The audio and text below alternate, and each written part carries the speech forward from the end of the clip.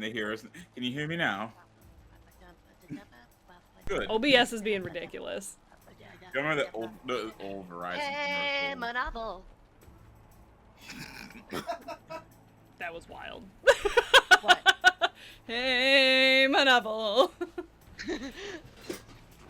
Fight OBS? I don't know how. Where are they? Hey, Monoval. Hi, guys. Winkle, you know Muay Thai, you fight OBS. Literally. Every time. I've even checked it. Why are we digging a little deeper here? Do you want me to How fight we gonna do that OBS?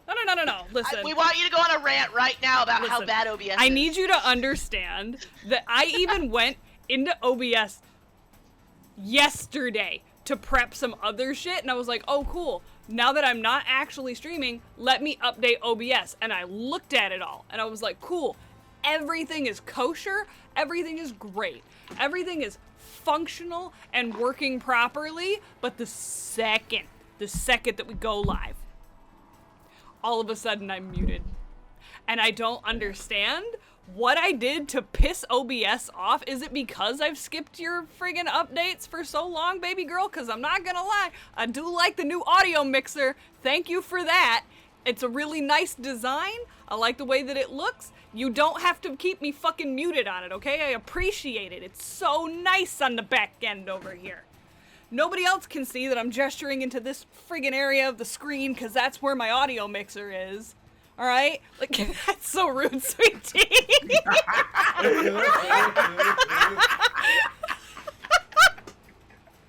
It's swallowing my meat. Bro. Hey, yo. No, because the fact that I had my fucking hand on it, too, because I had enough points, and I was like, no, Vex says that I'm not allowed to do that shit during game, and then you did it, and I was like, fuck yes! Vex didn't forbid me from doing it, so... I never prevented you from stopping the no hands. I just said we can't redeem actual character stuff for each other based on, like, an honor system. Especially because I have unlimited points, so it's like... That's fair. You get a legendary weapon, you get a legendary weapon, you get a feat, Everybody gets a legendary weapon. I look up, you have like a big, beautiful instrument. He has a sword, and I have the fucking tentacles, Karmakella. You have just a collection of octopi wieners, which, like, side note, guys, what is the plural of octopus? Just the entire catalog of bad dragon toys. I just walk around with my bag of Illithid dicks like, you want one? It comes free with like dental treatment. The Oprah of Squid Wiener. Alright, you get a wiener. And look, the consistency is not noodly. It's very good calamari. It's not chewy at all. Like... You want to eat my dick? You know what? I'm not going to yuck your yum. I mean, with the right sauces and seasonings... I have to let my eyebrows talk for me since my hands can't right now.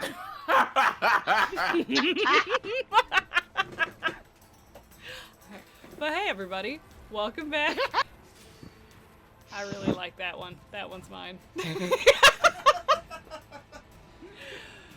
We're back. Does Hooray. it grow back? God damn it. I would assume it would have to, right? I would assume it does. They have Like, their tentacles have normal regenerative properties. I feel like other parts would too. Trip, this is rude. This is so rude. Don't worry, I have timers going. I also have timers going. Like, yeah, like octopuses, yeah, their tentacles grow back, so I'd assume that their members also grow back. I would assume so. Like, I'm pretty sure Yeah, they they can do. even regrow eyeballs. Really? That's cool. I think they can They do regrow their own regrow. eyeballs. Yeah. A I lot need of to find... Next time on Tallish Go ahead. Amity, we're regrowing peens. I think a lot of sea creatures have regenerative properties on them because, like, the speed with which lobsters can, like, regrow their entire claw after it's been completely dismembered is insane. I like We need to chaos look and into running the- away. We know, Trip. Let's look into the genetic makeup of these creatures and find a way to put it into us. Phrasing, but you know. Wait, I didn't even think of... Oh my god. Wait, pause. Maybe. You might want to say psych right now before an FBI agent calls you. You know. No, I no, no, no, mean, no, no, no, no. Let him cook. Let him cook. With butter. Let It's him not cook. a psych because I meant what I said. I just said it wrong. There's research currently into using said regeneration in humans. Love that. Sick. I definitely think for a lot of things it would be super nice to have the potential in the future to have things like that, because like if you look at organ donor lists, the organ donor list for anything is so long, but like if you were to just be able to regrow your own heart, if you were able to regrow your lungs, if you were a candidate for that kind of thing, I would love that. It would be fantastic. Alright. But anyways, one more time. Hi guys. Welcome back. We're side tangenting very hard right now. Oh my god, it's been... It's because we're gonna be going into the Elithid colony, so we're all nervous. And the DM swears that I'm not gonna be able to talk my way out of this one, so like, there is also that. But he didn't say I couldn't, and I also have charisma, so... Either way, I think everybody's been kind of itching for a fight recently. Have we had... Yeah, someone talked us out of one last week. Which was awesome, by the way. Insert me tucking my hair behind my ears, because I can't right now. For those who do not know, we didn't get to do it last time, but Trina did get the MVP portent for last week. That was decided afterwards. What did you roll? I rolled a 10. 7? 10. Rolled right Solid. down the middle. Right in the middle. Yeah. But it was specifically for we got an ally that we weren't supposed to get, which was so cool. And then of course this man made up, honorary mention does go to the DM for last week, because like, man went from being like, here's some cannon fodder for you, to, oh hey, let me give you a very sad backstory. Those are my heartstrings. Like clockwork, the kid pops up. Appreciate when the DM fleshes things out. Absolutely. Anyways, have a raven.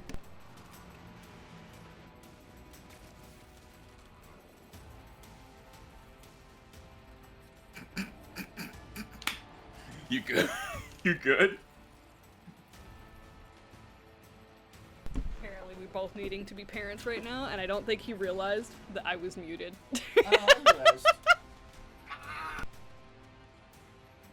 There's also research into using 3D printers to print organs. That's crazy. That's pretty sick. I love that. They've been working on 3D printed organs for years. But anyways, DM, last time on Dragon Ball Z. Last time on Where'd My Peen Go? What do you mean? Mute yourself. That's what I mean. Is this thing on? Hello. So, last episode on Tallish Amity, after resting for the night, the group had awoken in the Only Juan Tavern. They went down to the tavern floor, where they were greeted by Koresh, who had packs of gear loaded and ready for them for the mountain climbing that they were about to go and summit. With that, he did also mention a group of soldiers that had gone into the mountains for a scouting mission that haven't been heard from since, and asked if the group would look for them at all, which is when we had started following tracks up into the mountains, specifically trying to find this group of people alongside the journey itself going up into the mountain. And in doing so is where we then found a dead end of the tracks where they just stopped at a camp. But the camp itself was was undisturbed. Like the tents and everything around, the fire pit in the middle of the camp and everything. No tracks were around it, just tracks leading to the camp and then nothing. Which then led to an ambush by a bandit group called the Magic Whiplash. This was originally a outlaw bandit group from many and many years ago, over a century ago, was the height of their claim to fame before the demon incursion. And those that they were dealing with now were actually the offspring and following generations of individuals that were still on the run and still being hunted for the crimes that their parents and or grandparents had committed.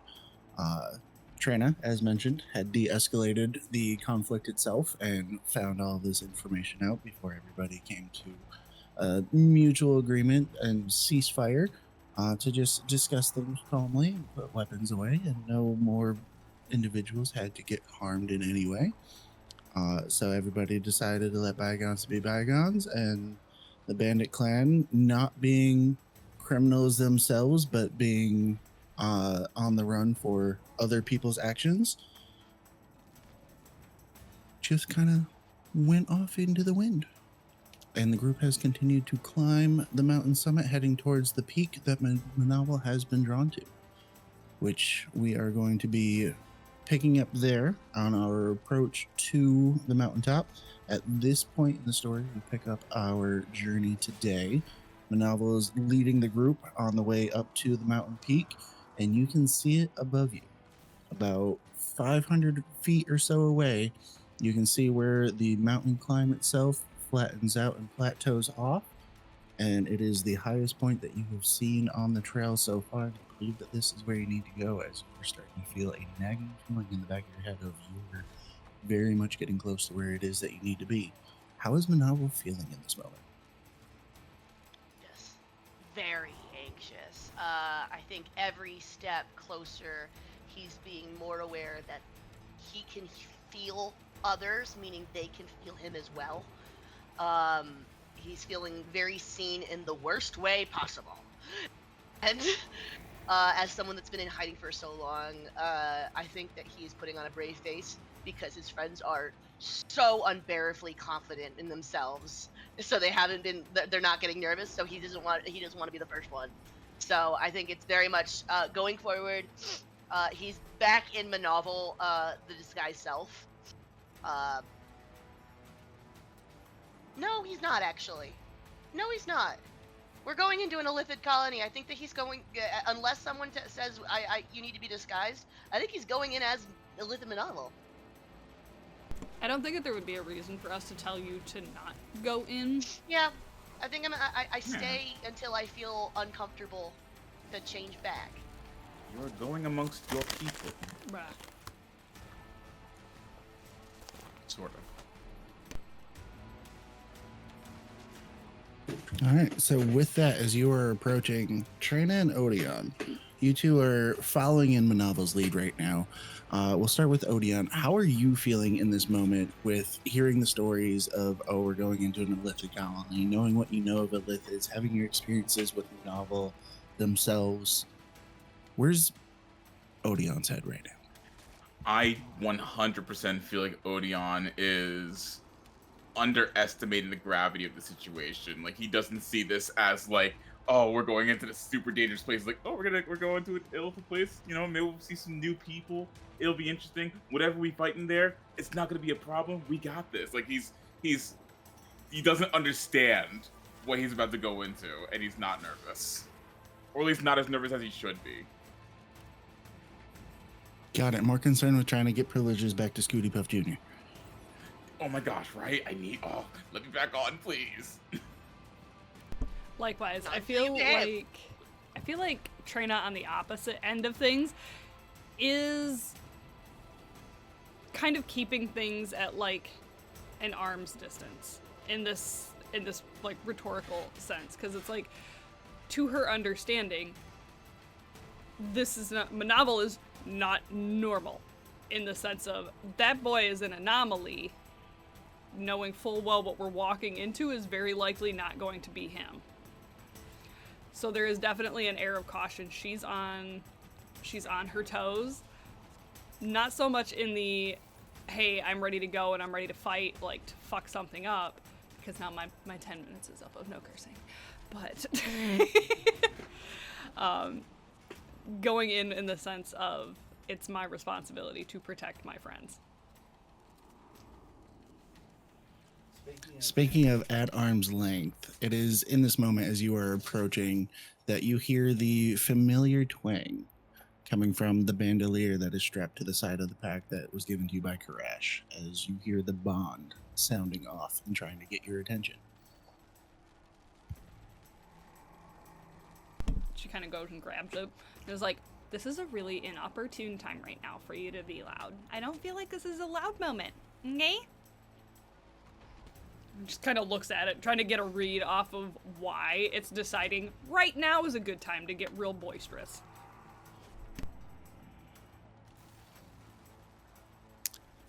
It'll play a soft tune, very low, doesn't carry far through the wind itself. So much so, in fact, that even Monoval can just barely hear the tune, even just a few feet away further up the trail.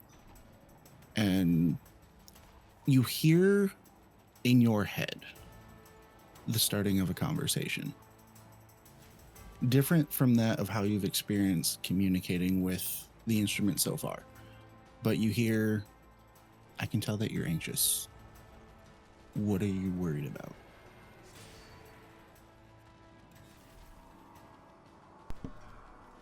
She kind of gets like a moment of like, you know what? Nope, this is fine. This is so fine. She kind of mentally responds back with the, I'm worried that I'm right. I'm worried that this isn't going to be something that we can talk ourselves out of, and that one of us is going to get really hurt. And I don't want any of us to get hurt.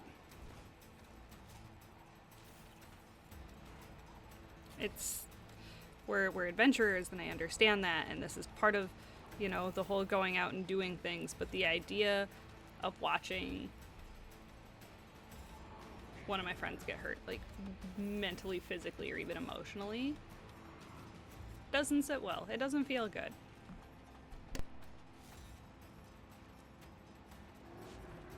The soft tune continues to play with a very comedic wah, wah, wah in the middle. And then you just hear one final statement before you feel it's the bond's emphasis on wanting to communicate kind of dissipate in the moment, as if ending the conversation. But the last thing that you hear is trust in your friends and trust in yourself. Your mother didn't achieve all that she did without doing so. We took a long rest before this, right? Yes, we did. I mean, you had a long rest at the tavern, but Yeah. in terms of heading up the mountain, you haven't taken a long rest. You said that we took a long rest at the camp. We went to bed with them at the camp. No, Yeah, I did with we let bygones be bygones. We stopped combat and sat down and had a conversation and shared a meal. We didn't have a long rest. If anything, it would be a short rest. I misunderstood that, and I took a long rest. If you would like, we can retcon it and we can say that you took a long rest, but it would be changing I the wouldn't- time of day in which you are reaching the peak.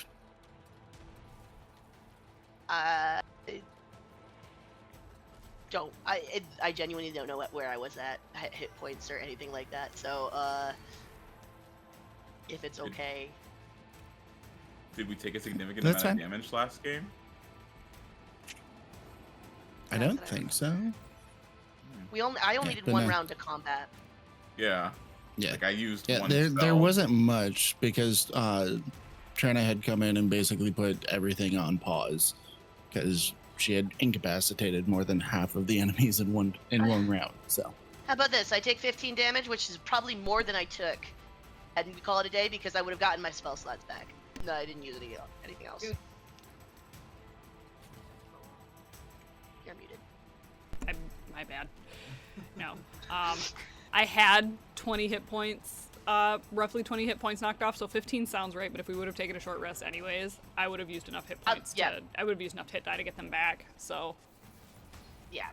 So I'll just mark off some hit die and call it a day. Bah. Sounds good. bueno. All right. So as you are approaching the peak, getting to the summit, it's at this point that you notice something that you weren't quite anticipating.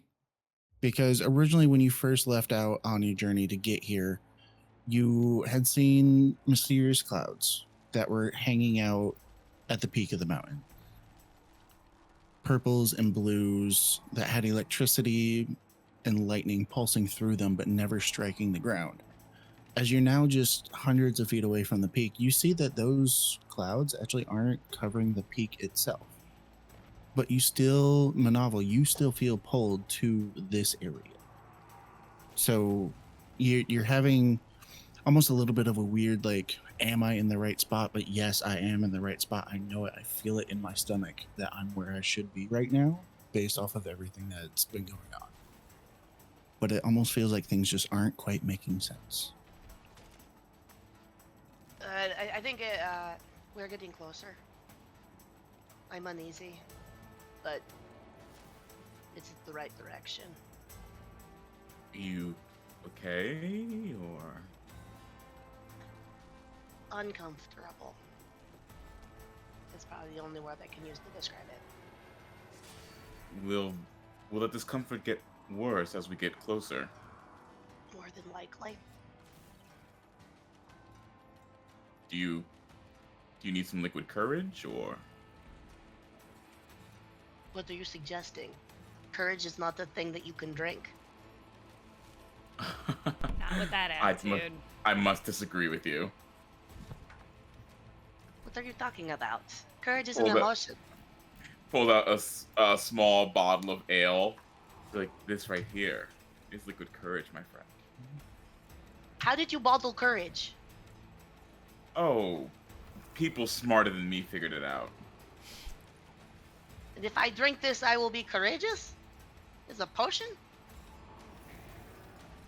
Does it have Yes. side effects?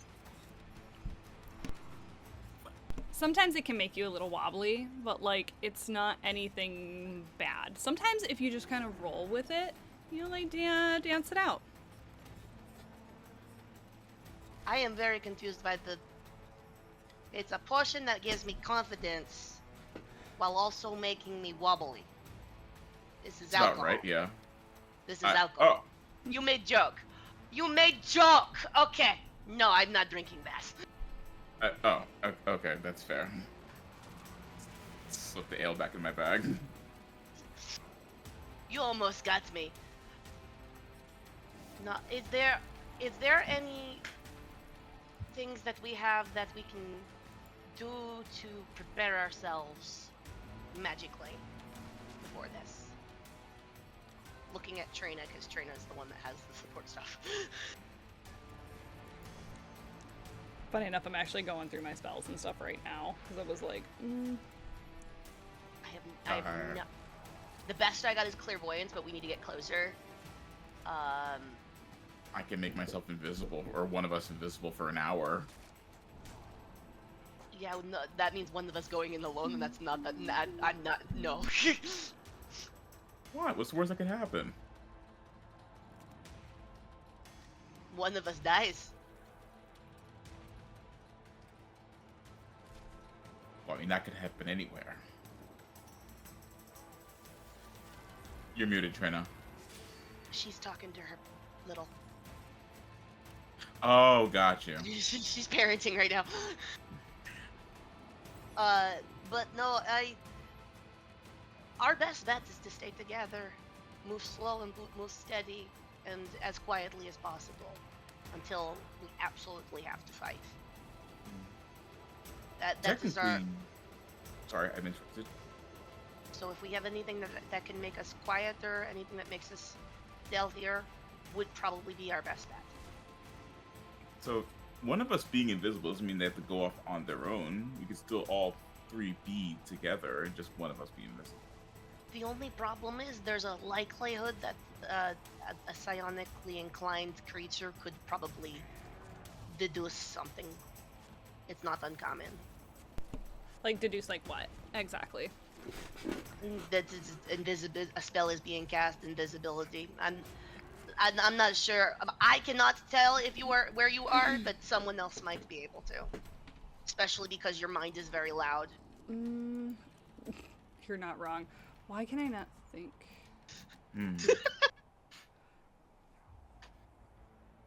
I don't know why, but I'm like looking through my spells right now to be like, what spell protects from detect thoughts? Why can I not think of that right now? Foresight? I thought there was a Intellect Fortress. Intellect Fortress. Oh, yeah. Level 4 spell. There's not even a chance that I would have it right now. But As a reminder, you were given range. yeah. We were given what? I didn't Ring hear of the Mind D. Shielding. You guys got the Rings of Mind Shielding. Oh, yeah. So, I So think, as long as you're attuned to that, you have resistance to psychic damage, I believe. I believe so. would that mean that if I went in invisibly, they wouldn't be able to hear my loud mind? If you were quiet, yes. I'm always quiet. I've been inside your head. You are very loud. Like, I didn't know that when you were sneaking, you have to go doot, doot, doot, doot, doot, doot, doot, doot, doot, doot, every time. I know exactly where you are just by that. If I don't do that, that inspires me to be sneakier, okay? It helps me. It's also very good. It's like a radar for elephants. So, how far away do you think that we are exactly? At this point, you're about 200 to 300 feet away from the summit itself. This is your final approach to the summit. And any conversation that you guys want to handle, preparations that you want to do. Okay. Looking through, thinking about it. She goes, okay. Kind of takes a second, like draws some stuff out in the snow. And it just kind of looks, you're watching as she's like drawing different types of wards, and then she'll like wipe it over and cover it with some snow, draw it again. Just, hold on, we're almost there.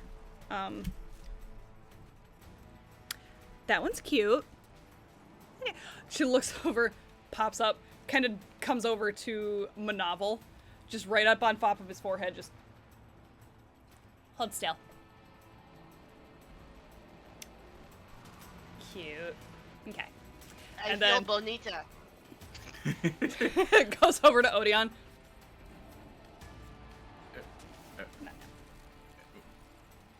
Okay, great.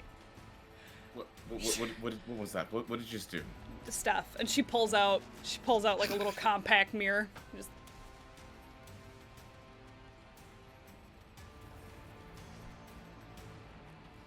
yeah, she got an eyebrow lift. Anyways, sorry. And just Fall down. you watch as the snow flurries all around the three of them, and kind of just picks back up. There's a sense of calm. There is a sense of fortitude as she upcasts protection on all three of them, so that it can hit all three of us. Protection from what? Or is it just the spell protection? Just the and spell. I don't. You trace What a is warding. the spell? You trace a warding sigil in the air, sending it into a slowly circle a willing creature that you can see within range. I didn't. I stuck it to your forehead. Immediately before the target takes damage, except for psychic damage, the ward will trigger. Until the end of the target's next turn, it has resistance to all damage, excluding psychic, including the triggering damage. The warding sigil then disappears and the spell ends. But concentration happens for up to an hour. So for the first hit, we have basically resistance from all damage. Mhm. I love that. It's awesome. Monoval, before we head in there, you should grab some hummus. Might help you calm your nerves. Calm them nerves. You know what? Where's that alcohol? Yeah. Sure. And I open my hummus and I just kind of like put a little bit of the ale in there and be like, you know what? It's like a cocktail.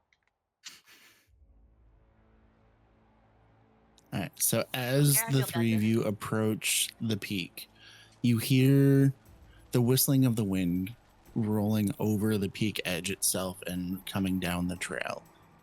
You feel the cold bitterness of it, as for those of you that aren't Silver Dragonborns, you can feel it chill you to your bone because of how high up you are, the elevation that you're experiencing, how cold it is as you are surrounded by snow and ice. As you crest the peak, you find yourself staring across a larger area. It's about 400-ish feet around for the peak itself. And staring in front of you is a ruined stone structure. You can see off to the right that there's a abandoned camp of some sort, as there are several tents that have been left to time, that have been tattered and weathered. You can see the remains of what was once a bonfire pit that has long since been frozen over and areas covered in snow. There are trees and frozen rocks, dead trees and frozen rocks, all about the area. Some trees having fallen over from the wind and such at the peak, some still standing. As I'm going to switch the map over for everybody.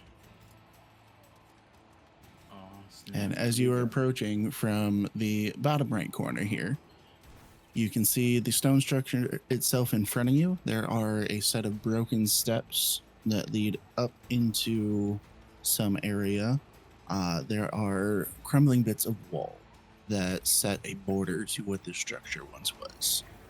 You can see dead tree limbs inside through the broken archway of what used to be some form of door. And you hear the whistling of the wind grow louder as you approach the building. What would the group like to do? This place look abandoned to y'all? Doesn't sound abandoned in my head.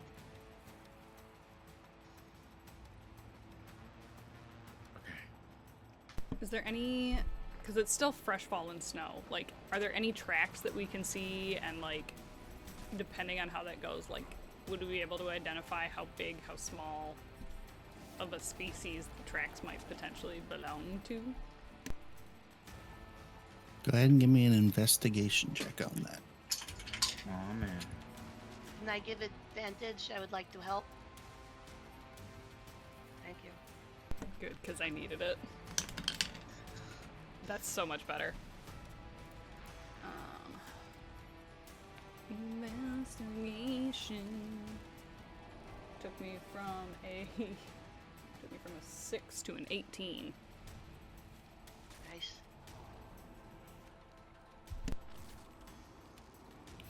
Not bad, not bad. With an 18 on your investigation, you look around pretty thoroughly. You can tell that there was, at one point in the past, a shore set path that was well traveled by whoever used to be here. But in terms of fresh tracks, there is nothing. There's no sight of anybody having been here recently that left tracks. But you notice that the wind itself that you were hearing whistling and that you were feeling rush past you as you were approaching this building seems to be centered on the doorway itself. Is it a natural wind, or does it seem like something is making the wind go to the doorway?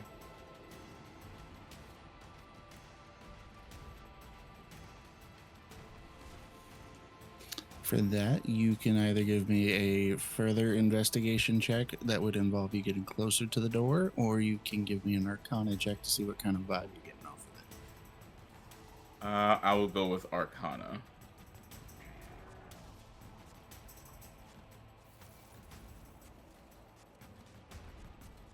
How dare you? Actually, that's not bad. 16. All right, with a 16, you sense that the wind itself is just natural pressure of the air. but you can tell that there's something unnatural that is causing that pressure. It almost feels as if, as you notice that it's being centered on the door, it's almost as if what was once the structure in some aspects still exists and is trying to push all of the air out through that door.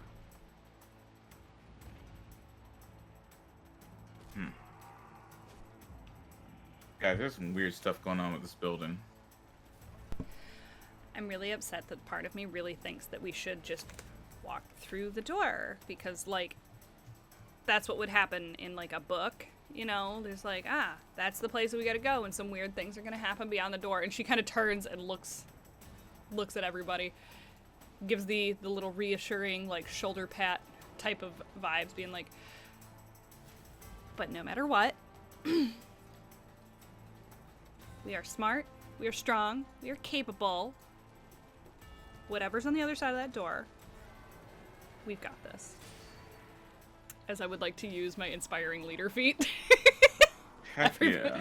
Everybody gets 14 temporary yes! HP. Oh, we love a charisma that has that. That's a great feat. Love it, love it.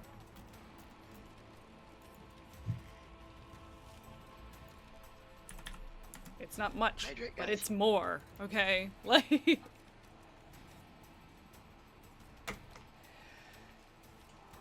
Are we moving any closer to the door at all? I would like to Cautiously. stealth closer to the door. yeah. I think we're all Yeah, I in the think boat we're all of doing going- it cautiously. Yeah. Everything's off. It's better to be safe than sorry. Not a problem. As you get closer, specifically once you get within 20 feet of it, I need everybody to roll me a second perception check. Perception. Oh, I'm so perceptive. Actually, I'm so perceptive. I rolled a 17 for a 17. Good job. I rolled a 16 for a Joe Dirte 20. I got 19 total. Shut up. Beautiful. Way to go, everybody. So as the three of you are approaching this door and getting closer and closer to this stone structure, the wind you feel picking up. It's getting stronger. It's pushing harder. It's moving faster. You hear it whistling out of the door and rushing past you, but you catch something on the wind. You hear a whisper in the wind itself as it's whistling past. You hear something call out from beyond the doorway. Leave now. Go back. There's nothing for you here. They literally told me to come. I was invited. What do you want from me? I just scaled the mountain. I have frozen tentacles, and now you tell me I'm not allowed? I keep walking through. Oh, No, well, too bad. I Bye, was- Rocco. Anyways. You can't tell me to come and then say no. Well, actually, consent. Shit. Yeah. I was going to say they poo. kind of could. Edging. Damn.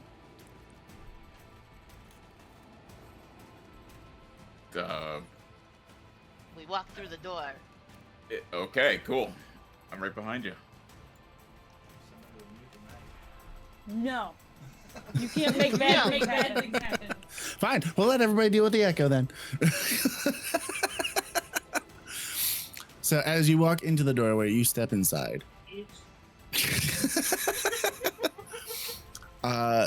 Pushing through the wind itself, it was difficult to get up the stairs and through the wind as it was pushing you out. You push through though. Inside, you see more dead and fallen trees. You see more frozen rocks strewn about the area. To your right, next to the crumbled wall, you see a broken desk with scraps of different materials on it. To the left, you see a broken water fountain with red stains dripping from its cracks. And then at the far end of this, let's say, courtyard at this point, You see 3 mirrors pressed up against the snow in pristine condition, not weathered, not cracked, not broken, standing frozen in time. In front of those mirrors, you see a spectral, ghostly figure turn, locks gold beady eyes with Monoval. And it says, "You shouldn't have came. Only terror awaits you here."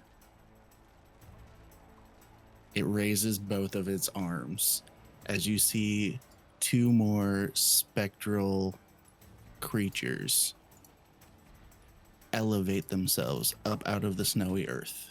And I need everybody to roll initiative. I gotta figure out what I think my bardic die right now is a D8 question mark. Yes, it's a D8. So I get advantage on my roll, but I'm also going to invoke the Dance Bard's tandem footwork, which is going to add a D8 to everybody's initiative roll. Oh, plus D8, sick. Yeah. So everybody gets to add another +3 to their initiative. Oh, I have That 3 makes mine 18. Mine is a 14. Can Sorry, I was giving more commands. 14 for Odeon. What did you have, Monoval? 18. 18. Beautiful. Trina? Even with advantage and an additional +3, 13. Damn. All right, cool. The way that I plop down your cards is the order anyways. Look at us go. Didn't that happen last time too? That did happen last time. This time it was slightly more intentional, though, because I had put them down in order of how you guys were marching into the area. So it just happened that you guys also rolled the same initiative order anyways. So yay, go you guys. All right, Can so we tell that, if however... these are clones, or did you summon 2 additional? Like, do they look exactly like the original? They do not look exactly like the original. Yep. So specifically, the original had the beady, glowing orangey yellow eyes that had locked eyes with Monoval. These 2 just have ghostly faces, no beady eyes. Outside of that, they look mostly the same, though. Like, there's a couple small differences just in terms of like, oh, this one is wearing this type of clothing versus that one. But outside of that, they look mostly the same. They're all incorporeal. They're all ghostly, smoky images, almost as if they're moving shadows, but more see-through. So, Monoval, you will be up first. Odeon, you are on deck. Yeah, but you made them all so far away from each other. Why would you do this? I guess I'm just going to have to do what I do best, and I'm gonna throw toothbrushes at him as I Eldritch Blast. Yes, I only have 2 right now. That is a 27 to hit. And this is on the 2 things that he summoned near you, No, or is it's this on on him. himself at It's the on mirrors? him. At the mirrors? You can reach that far? I have 120 Yes. feet. Yeah, you can reach that far. Okay. Yep. So yeah, So if you want, 27 will hit. I'll hit the first mirror, the farthest one from me, with a 27. Does it, Does it go bye-bye? 9 damage. 9 damage. Attacking the All mirrors. right, so as you throw your magic toothbrush at the mirror, it bounces off. Doesn't leave a scratch. What? You see as it almost makes contact, as if it almost hits some form of a force field and just deflects off.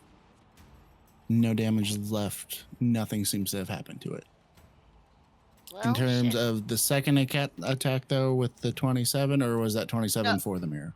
The 27 was for the mirror, and it was a 9 damage. And then I have another hit that I can do. If it does, Right. if I find out that there's a, I'm gonna change the second target to this ghost right in front of me, to the right of me. Ooh, 17 to hit. And then that's on The this guy, right? the one with the lime green border. Yeah. That guy. Yes. Okay. And that's All right. 13 damage. That will hit. He will take some damage. He does not go anywhere, though.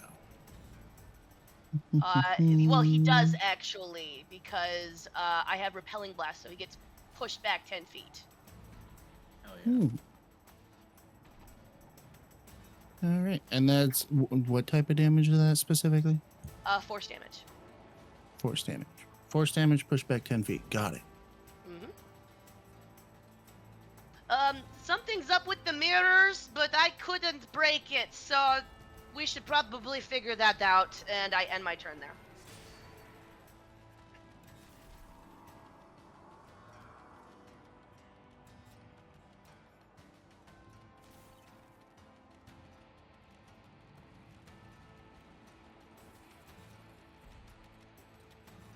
All right. With you ending your turn there, that will bring us to Odeon then. Fantastic. And one of these are on deck. All right. Got it. So you break the mirrors is our current objective. Okay. Odeon is going to bonus action stealth because he is behind Monoval and he is size small, so he can hide behind Monoval.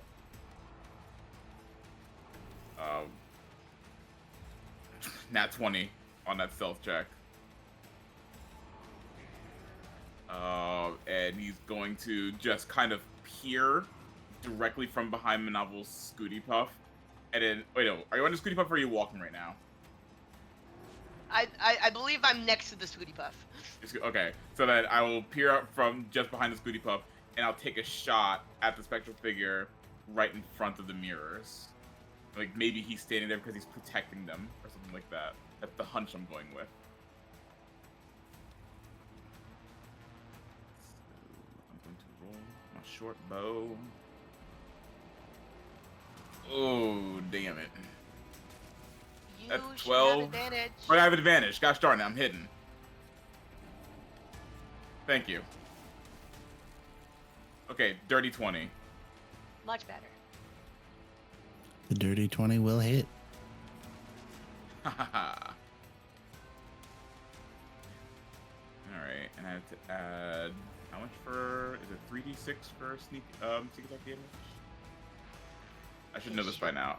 I should know my own character. I believe I think it's that level. 3d6. We're 9, so I think it's 3d6. It's either 3 or Oh, it's 4. 5d6. Oh shit. I was about to say 3d6 is like level 5. Oh. Oh, I'm Nah, playing up rogues. Get all those d. Oh, that's a lot of sixes. 24 piercing damage. Mm.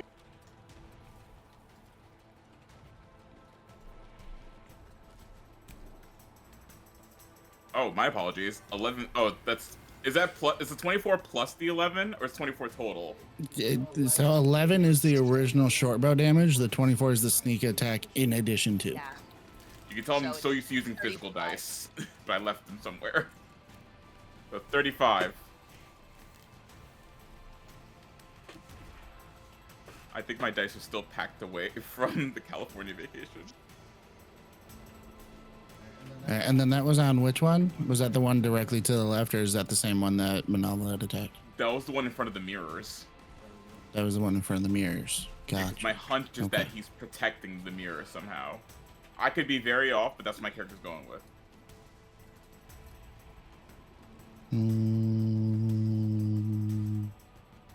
Okay. Yeah, so dirty 20 did hit, and you see your arrows hit. As they hit, they slow down, but they pierce through. And it almost looks as if this creature almost like envelops, but also like melds around the arrow itself. Like the arrow hits and then it makes a hole of itself for it to pass through. And you feel as though the arrow doesn't do as much damage. Okay. All right, that's fair. That's fair. I am not going to move from this position. Instead, I'm going to take advantage of the steady aim feature. So on my next turn, I will have advantage even though I'm not hidden. All right, I like it. I like it. Does that end your turn then? It does indeed. All right. With that, it will be actually that thing's turn that you had just attacked. You'll see him raise both of his hands again. I told you to leave. As you see two more creatures elevate themselves up out of the snow into existence on either side of them, adding even more fun to this nice little encounter for you. Oh man, they jumping us. And then with that, he is going to go ahead and use all of his movement to get closer. And then that will end his turn, bringing us to Trina. He makes his approach closer.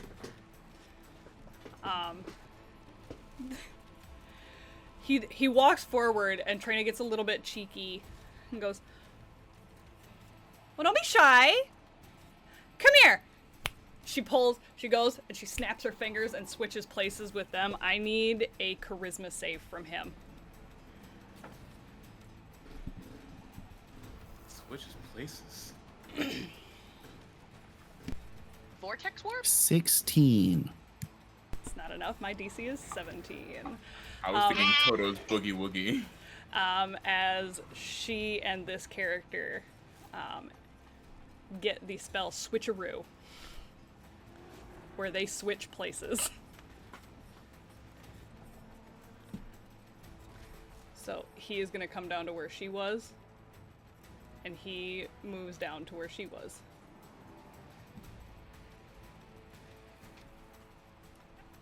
And with that, she then takes her full movement to get behind the first mirror. And I don't know if you will let me push it over this turn, or if you're going to call that an action. Is the spell itself an action? Then yes, that would in fact count as your action.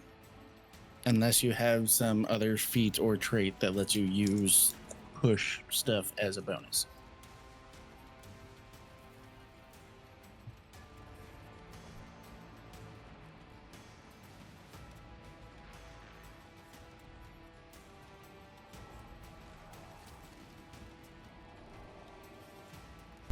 In itself, no, but I could definitely use a bonus action Bardic Strike and pair that with my Crusher feat. And instead of arguing to push it farther away, could we potentially make an argument to push it over? Because it says that I could push 5 feet. Fair enough, fair enough. I imagine that still would act as an attack roll, though, just a melee attack roll on it.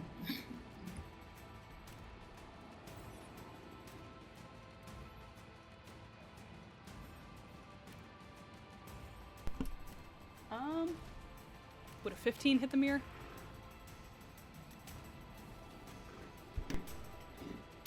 It does. And I need you to make a strength saving throw.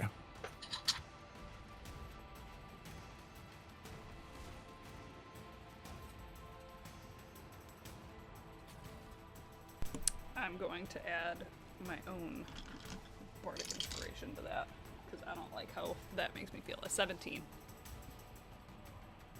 All right. A 17 will pass. So as you go and you swing to hit and make contact with this thing, that force field that had popped up on that first mirror that Monoval had shot at with the magic pops up on this as well. Your strike ricochets off of that with equal force to how you had hit it, and you feel it try to push you back as you sturdy yourself and you hold your ground to remain in your position and not get pushed away from the mirror. But the attack itself does no damage, leaves no marks on the mirror itself, and the mirror continues to stand. Hey, so it doesn't like to be pushed either. Cover it! Ooh. But that will be my turn then. See, I come with the most logical direct option. Like, if that's not working, then there's the next one! Yeah. With that, it is going to be these other spectral beings' turns, and they're going to do some fun things. I just need to make sure that I follow an appropriate order here. All right. Okay, so with that, this one is going to wedge itself into the doorway in between Odeon and Monoval. This one is going to use its movement to also get onto the other side. Its full movement gets it just barely into the fun of being in between everybody.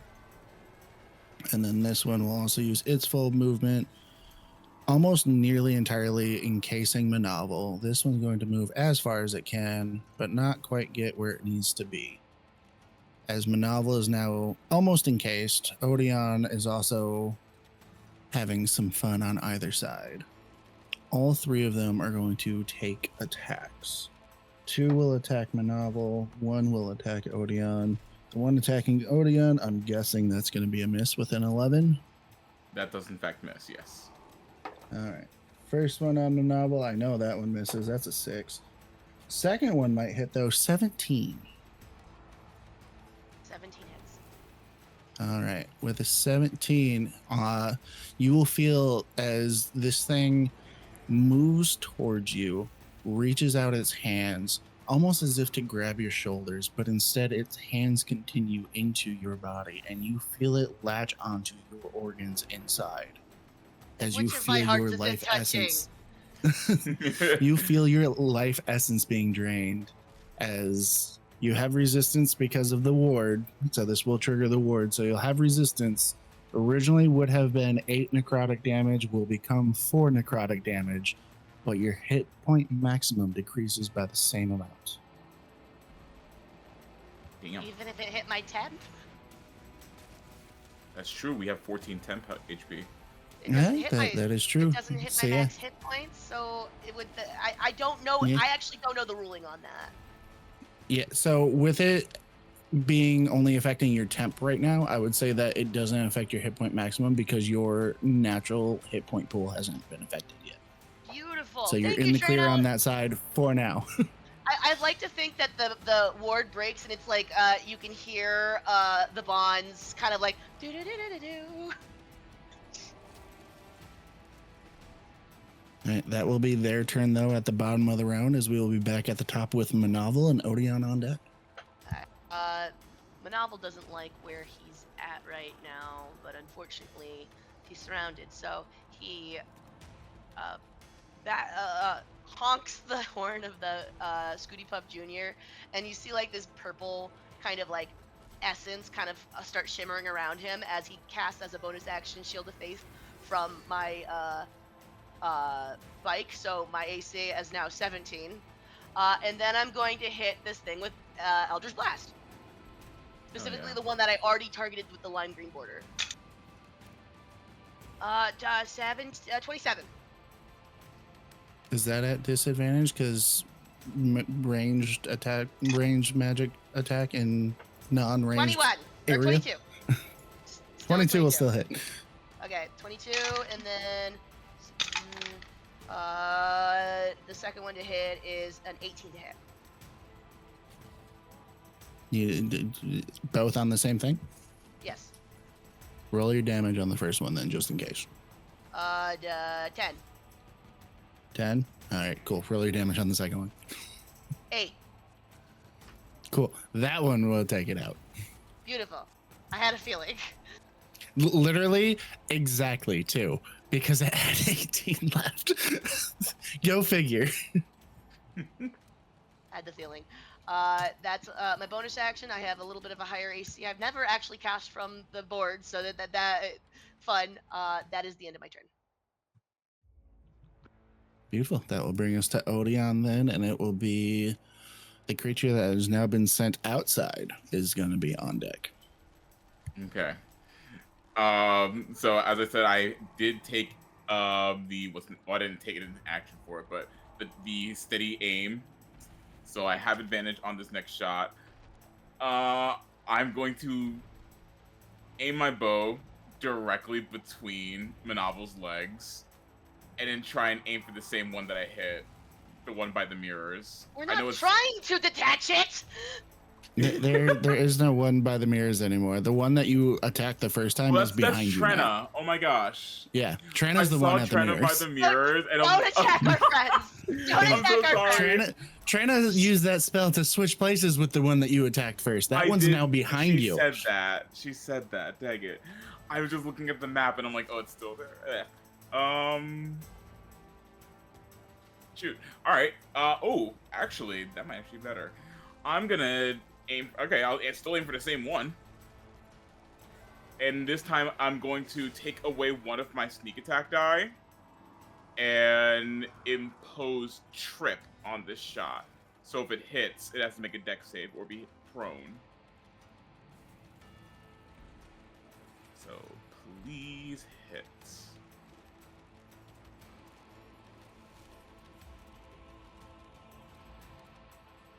Dirty 20. You said steady aim, don't you have advantage? Dang it, I keep forgetting that. Thank you. I got you. Haha! Was that a nat 20? That was in fact. I told you to crit fish, bro! I appreciate you so much. I'm not even started my turn saying it. And I yeah, you were so good. You're so good, bud. So obviously with the crit that hits, obviously, so go ahead and roll your damage on that using the brutal critical that we have used before. However, he will pass his dex check because he is immune to the prone condition. Son of a biscuit. That's fine. That's fine. All right. So we said with the brutal, it's maximum for one and then just regular for the other. So yeah, you literally max out all the dice and then roll it. Yeah. So does if that you got include sneak attack? Yes, all the dice you roll. God damn. Yes. It's so nice when criticals feel like criticals. Damn it. Oh yeah, I love it. It's just doing this one specifically is hard for rogue, so we should really just get your base first. Okay, so that is 24 plus 8, which is 32, plus the crit, which is an extra 36. You are a math guy. I know. 68. That's one off from being perfect. More. Your original modifier counts as well. So your original base is 41 plus what you rolled. Because you still double the modifier too. You don't double the modifier. You don't double the modifier. I swear we did. Okay. Nope, we do not so then, double the modifiers. All the so 36, 36, 40, 48. 60, yeah. 68. I lost a 10. You lost 20 there, bro. You both are math guys. Well, my math was correct. It's been a long weekend, okay? Give me a break. They get paid to be math guys. They don't math guy on the opens. They literally run Dungeons and Dragons game. They decided that their hobby was also going to be math. Not an incorrect statement. Not when I've had the weekend that I've had this weekend, though. Not enough sleep. Too many long days.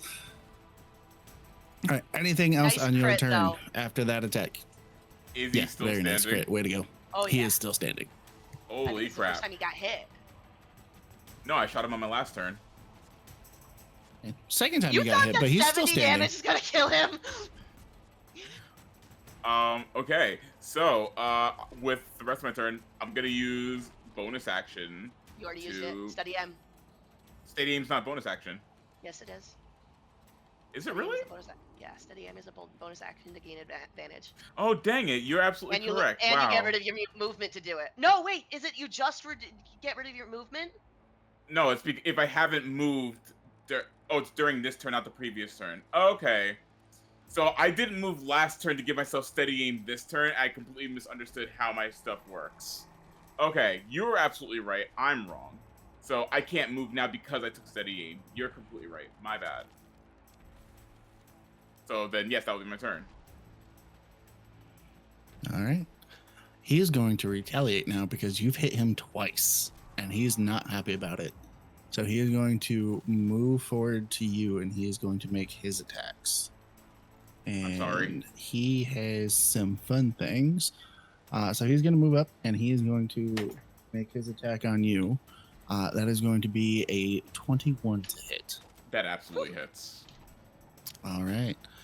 With that 21, you are going to end up taking a total of 26 necrotic damage. Ward goes off. Halved because you haven't been hit yet for the ward, so 13. Oh, cool. And if that was the temp 12 or 14? My temp is 14. 14. Oh, I so you still got one temp HP left. So you two will not experience the hit point maximum drain yet. Thank you, Trena. I appreciate you so much. So he hits you with that, and then right after that, he raises his other hand. At first, it looks as if he's coming down for another attack, but then that's when you see a fifth creature rise up out of the ground, making itself appear. And that will be its turn, bringing us to Trena.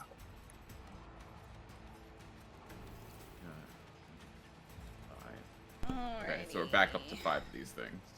Okay, I'm looking in my inventory.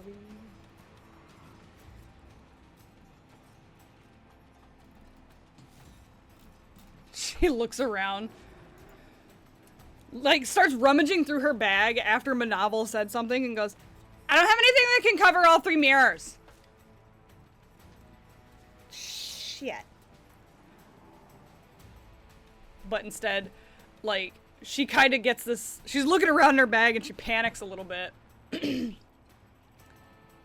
She slides back out in front of the mirror. She just whips around. I'm trying to think. I think this will cover at least 2 of them. Okay, real quick, as you're stepping out from behind the mirror, I need you to make a strength saving throw.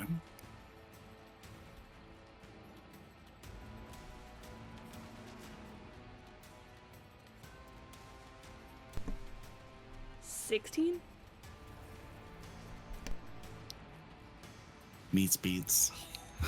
Dang. It was so close. Meets beats. So you, as you go to step out from around this mirror, as you get to just in front of the edge where you'd be able to see yourself in the reflection of the mirror, is when you feel the force field push you. And you stumble for a step, but you catch yourself as you don't get pushed further away than where you intended to walk.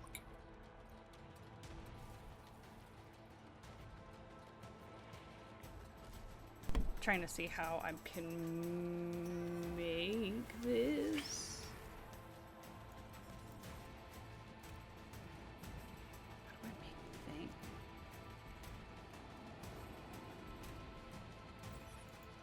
Do I just hit go? It's not letting me make a cone.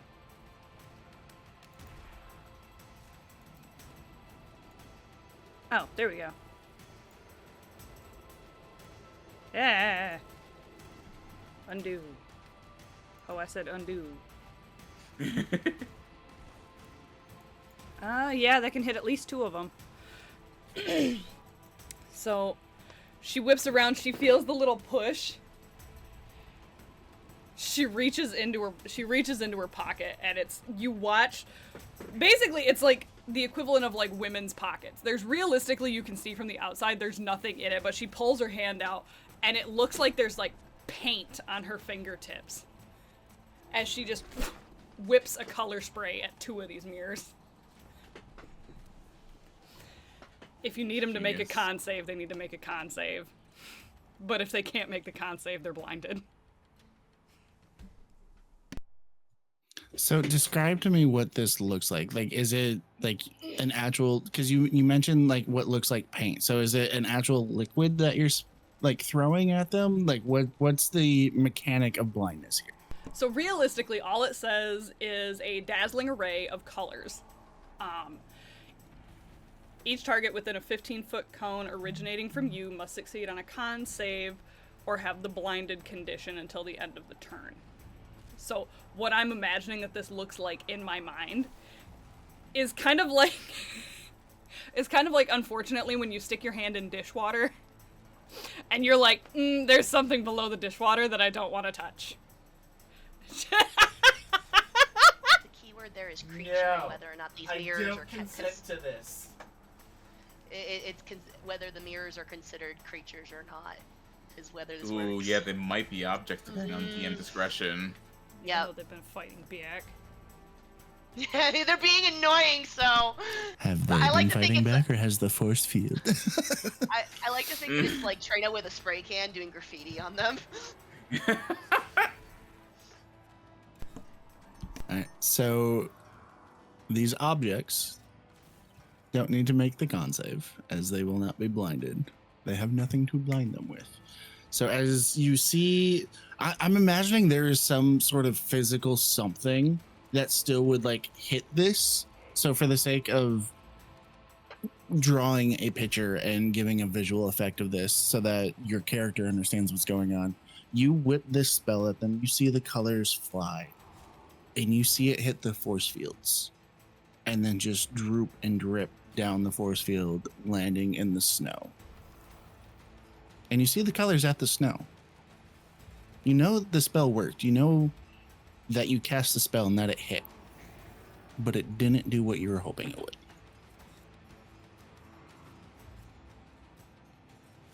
You're doing great, Trina.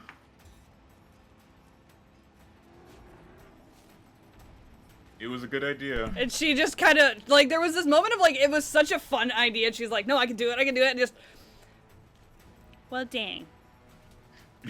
You're doing a great job, sweetie. I really don't think I am.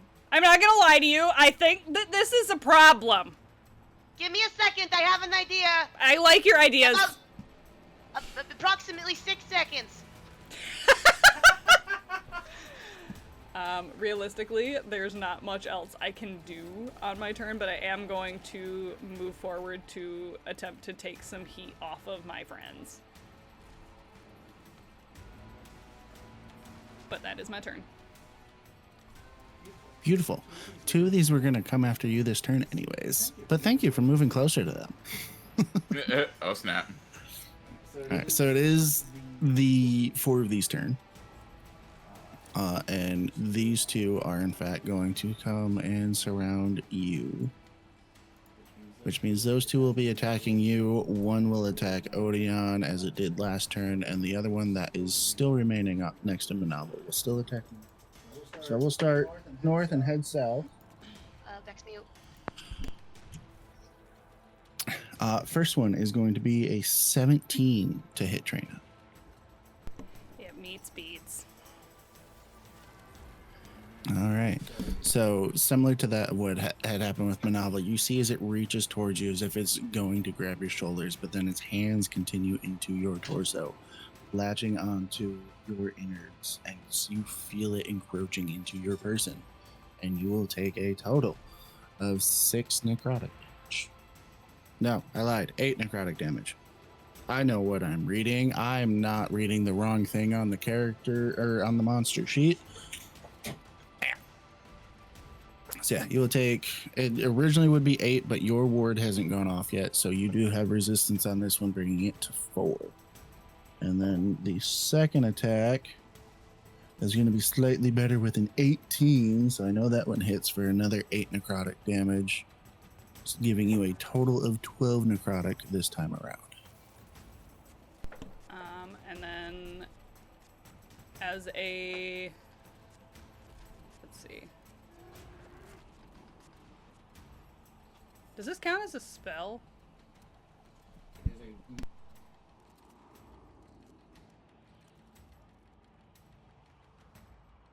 Never mind. All right. So then, as we move further south, the next attack on Monoval, that is might hit. I'm not entirely sure because I don't have your character sheet out in front of me. 14. I have a 17 AC with my spell going Okay. right now. So yeah, that one will miss. And also, my base see. AC is 15. All right. So describe to me real quick what it would look like as this thing goes to attack you again. How it did on its last turn, I think it's very and with your smooth- spell active, how does it block I think it? it's a very smooth move of just me putting my back foot on the Scooty Puff and it just jerking me to the side, so it just misses automatically as I'm focusing on these mirrors. Like it's very much I'm disengaged from this fight in a lot of ways because there's something up with those mirrors and I know it. All right, sounds beautiful. The last attack, the furthest south one that is surrounding Odeon with the other thing that has the glowing eyes. That one's definitely going to miss with a nat 1. So congratulations, sir. You are in the clear this time around. As this one goes to swipe at you, and you see like it looks over at the other thing that had summoned it, almost as if it's afraid and loses track of what it was doing and just completely misses you entirely and just swipes over your head. As that will bring us back to the top of the round with Monoval. Odeon on deck, just as a reminder. Hey, Odeon, Mm. run! And I misty step. What the? I'm gonna go right there. Boom, 30 feet, and then I'm gonna go another boom to in front of these mirrors. And because I'm using my Misty Step from my feet, not using a leveled spell, I can cast a spell as my action, and I would like to dispel magic on the mirror. Ooh.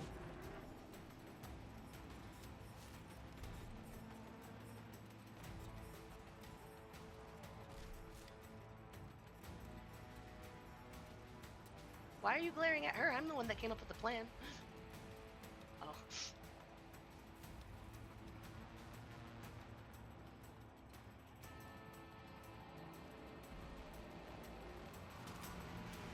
Come on, say it worked.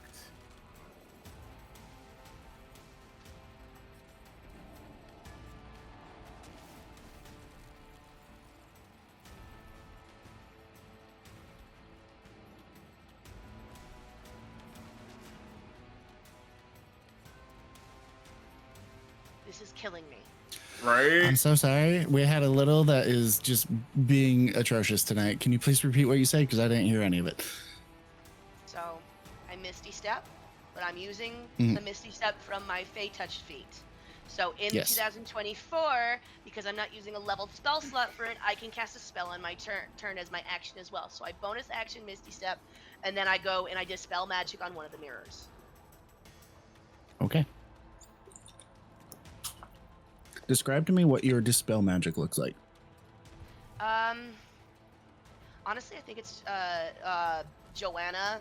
Her hair starts to flur, and those tentacles start to arise, and they kind of at the same time my tentacles are kind of in tune, and it's like this low hum as I try to break this force field. So it's like me trying to use my psionics to break the psionic, what I assume is a psionic-esque in front of it. All right. So describing this very animated style. It's psionic, so you don't actually see it. But what I'm picturing is like having those sonic sound waves that like go out from like a bat. You see that go out. You see it hit the force field. You see the force field start to shake and wave as it gets hit with this motion itself and everything. And then you see those waves come back as the force field remains. This is the last idea I had. The mirrors. What mirror are you looking at right now? I was technically in front of all three. I don't know, the middle one. Beautiful. So as you're looking at the middle mirror, you see The border around the mirror itself is very intricate. It's carved with very ornate markings. And above the top of the oval, you can see what looks like little pips. There's 2 of them that are carved into the frame of this at the top of the oval. One of them is a light with a small green flame.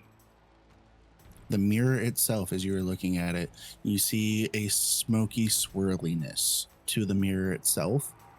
And as you look at it, seemingly for the entirety of this turn, for the whole 6 seconds, as you were focused on it for the sake of casting the spell and everything as well, you see the smoky swirling mass in the mirror itself instead of a reflection, and you see that it writes out a message. And it says, "Find my brother, and you will see the secrets I keep." It swirls into the smoky mass and then pops up that message and then swirls into the smoky mass on repeat.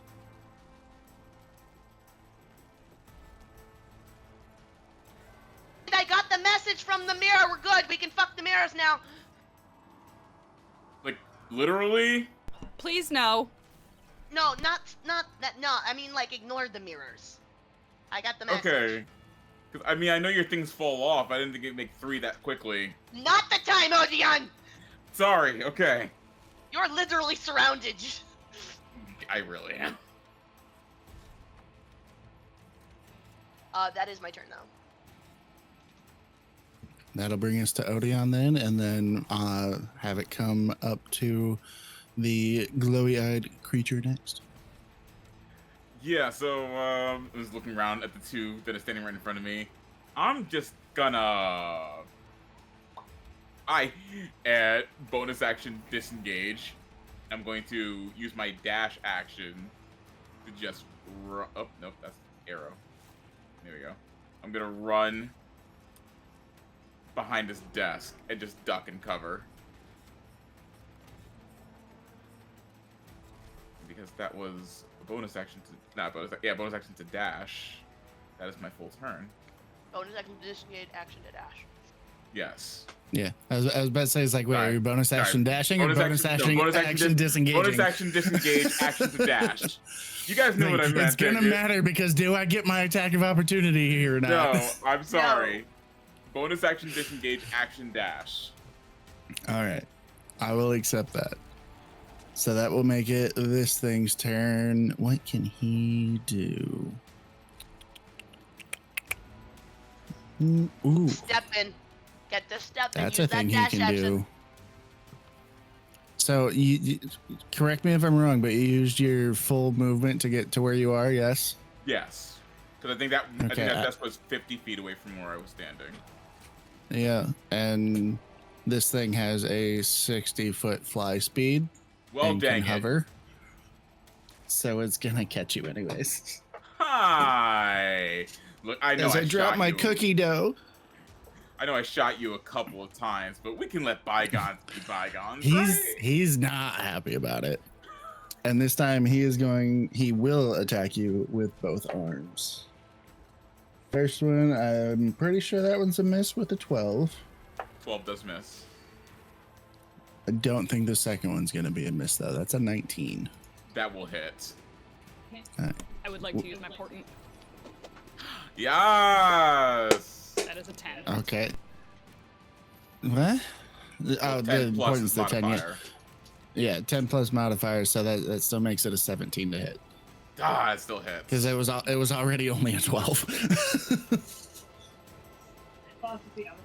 I appreciate it. Try to. I thought you were saying that the other one was a 12 when you rolled it, and you were like, that one's gonna miss. And I was like, oh, cool. Got it. Sorry. Okay, no, that was after modifier. I All right, so the 17 still hits. Yep. It was a good effort. It was close. But that will be another 24 points of necrotic damage, which So this one will take eat out. my. Yep. And it does affect your hit pool maximum for whatever equivalent damage it does. Do you believe you still had at least 1 temp HP left? Yeah. So it brings my current and max to 43. All right. That will be its turn though, as we now go to Trina.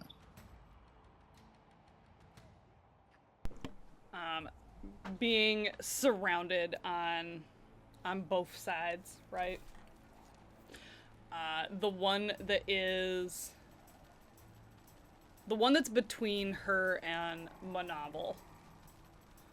She's kind of doing one of these things going like back and forth. She goes, "Can you catch?" Just looking at Monoval. I've been waiting for you to ask me that question. Oh, yes! Yeah, I'm ready!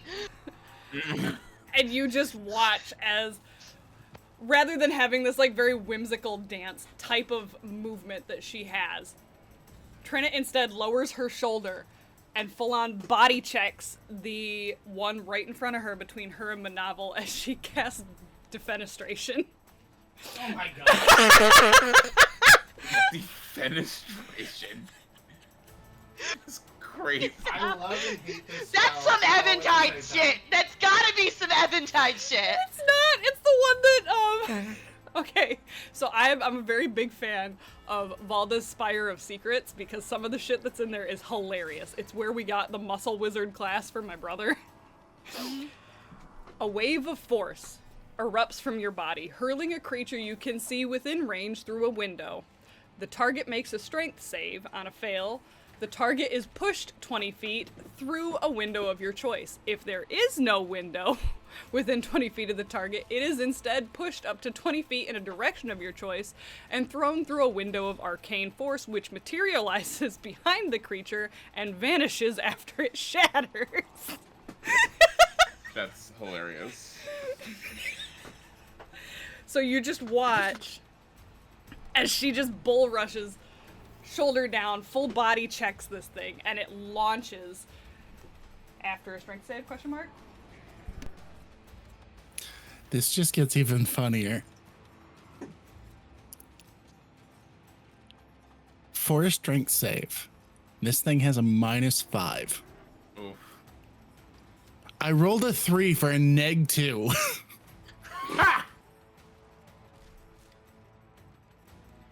Bro It leaned into helped- it. He got excited. He's like, It helps oh, you. how you doing? Literally, even if this thing would have rolled a nat 20, there was no way that I was failing. So that, Nope. love that for me. Love that. And you watch as it launches backwards 20 feet, and you hear this very comical glass shattering, just like... I like that spell. I found it, and it was the dumbest thing I've ever seen. I was like, I like this. Oh, shit. And we gotta And hide we it. gotta hydrate, and I get to hit it with some damage. I gotta find some 6s in here. Hold down, hold down.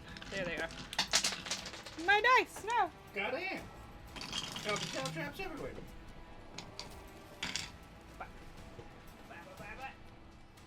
Hibbity jibbity. Hibbity dibbity. Hibbity jibbity. 8 plus 6. Hibbity bibbity.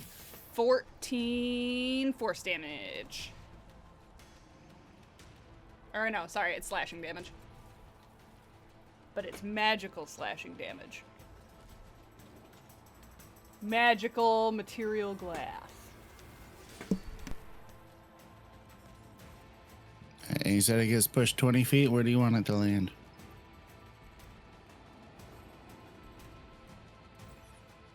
Just 20 feet straight back. Did it say that it's prone? I can't remember if it said it was prone. Slashing It damage wouldn't and matter. has It's the immune to prone. prone. Oh, you. It's immune to prone. So It still falls over Just- in my brain. just for the sake of clarification, in case it wasn't clear enough, which is my bad if it wasn't, but with them being spectral, they all, and ethereal, they all hover. They fly. They aren't standing. They don't walk. They float. That's fair. So there is no prone that you can make them as they hover. Which, as of now, having attempted to put the prone condition on both Glowy-Eyed Dude and these things that he summoned, you've now seen from both ends of like, hey, they can't go prone. So just for clarification, so everybody is aware. All right, anything else on your turn, Trina? That's all I got. All right. So the one that you pushed after seeing Monoval do the Monoval stuff is actually going to go up to attack Monoval anyways. And then these two, what's their fly speed again? These ones can't move quite as far. Let me double check my distances. That one's good. That one's good for these both to get to Trina as the closest thing. Because they have 50 feet of movement, and that was 45 apiece. All right, so again, top to bottom on these three. First one, 23 to hit Monoval. 17 plus 6.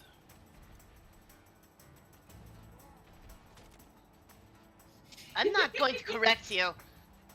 I'm not going to. I told you I said my AC 3 times this game. Yeah, no, 17 after the spell.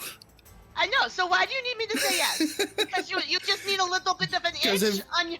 Yeah, it feels good. Anyway, that will be 8 points. 8 points of necrotic damage as this thing will again reach into your torso, and you will feel it start to siphon your life force out of you. Which, if it's at the point of past temp HP, does affect. I'm not yet. I still got 2.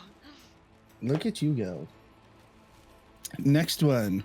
Now that Trina is still yet surrounded, first one is going to be a 21.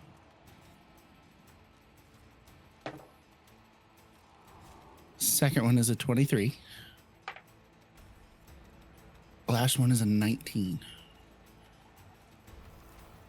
So between the three of them, 8 points apiece for 24 total necrotic damage. And anything outside of temp HP brings down max HP with it.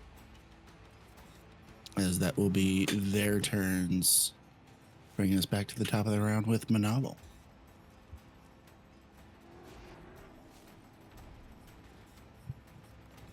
I do not like this. And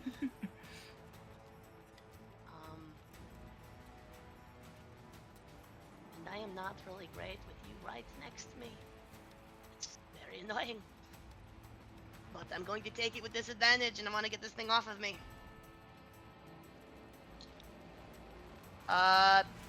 So 19 to hit with disadvantage. Yeah, that'll hit. That is 10 force damage, and push it back 10 feet. Also, just as a, I was waiting. I was like, oh, I'll wait until the end of the turn, because it has to be a reactionary thing. All of these things hitting all these things ending their turn right next to me.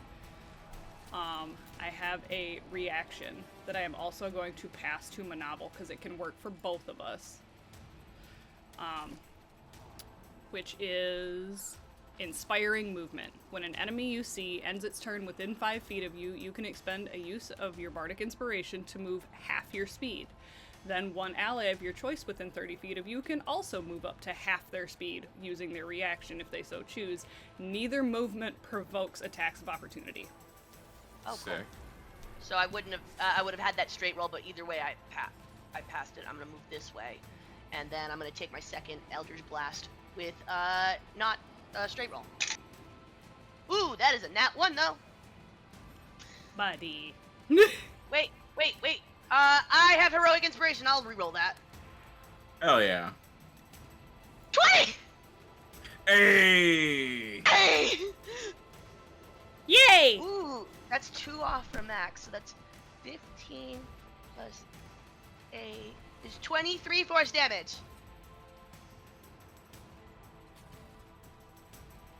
And that was on the one that you hit the first time, right? Mm-hmm. That's the one that was just attacking Beautiful. me. Beautiful. Yes! That one's... Give me that X! Give me that X! Give me that X! That is half my movement. That's my action. Joanne, I don't normally fight with Joanna. I don't really want to. Do I have any? Still concentrating. I did not make a concentration check for, that, but I have advantage, so yeah, I pass. Shield of Faith is still up. And I end my turn there. Beautiful. Odeon is up with the spectral glowing eye beast on deck. Indeed, indeed. I am going to fudge. I'm not in a great position. I'm gonna go ahead and do a once again bonus action disengage. This time I'm going to run behind the mirrors. Wait, shoot. Let me find out how far I can move actually before I can do that. Okay, I go behind the first mirror.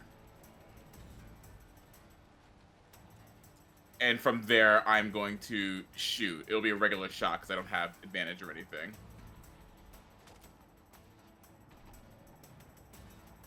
And I'm shooting at the same guy. I'm just picking on this guy.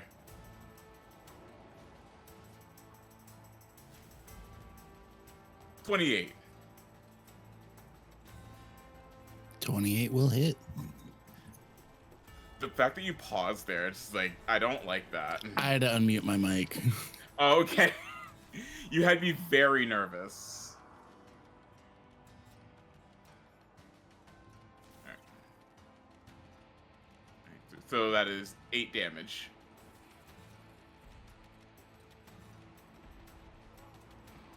All right. As you shoot this thing with another arrow, you see more of the same of what you've seen with every hit so far, where you loose the arrow, and right as it's about to make contact, you see the arrow slow down as it makes space for the arrow to travel through. You can see that it does something to it, and that he's taking some form of damage, but it doesn't look like it's doing as much as it should. That is fair, that is fair. Note to self, invest in offensive magic spells. Anything else on your turn? No, that will be my turn. All right, that brings us to the spectral eye creature thing that's been chasing you around.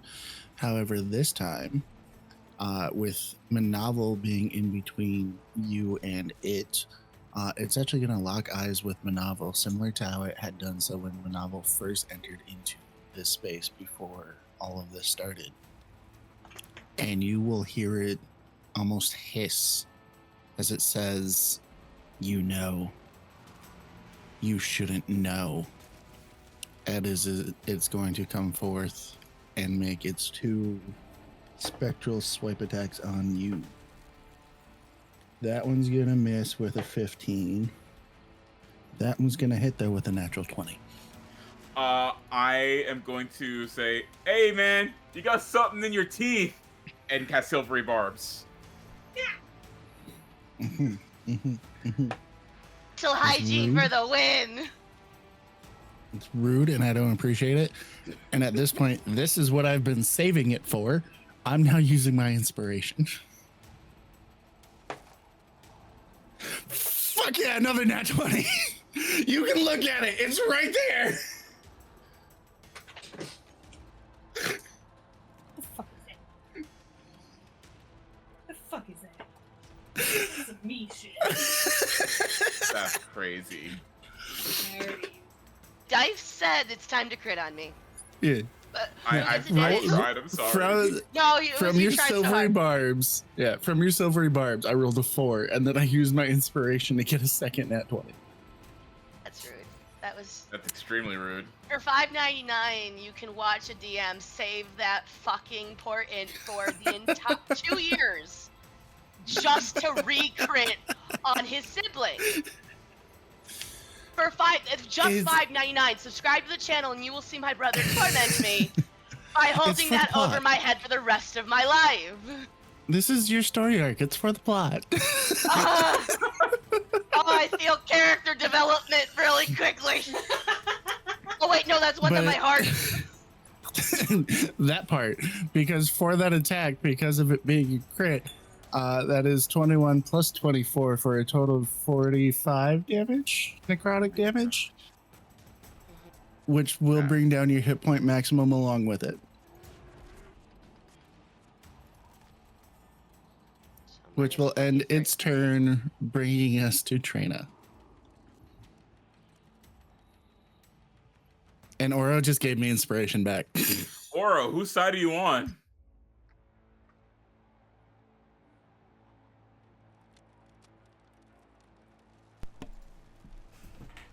Monoval, how do you feel? Okay. Blood. Blood.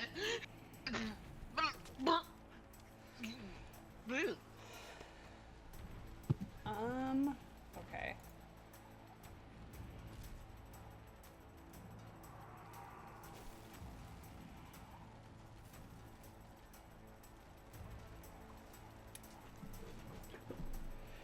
She kind of looks back, realizes what has happened.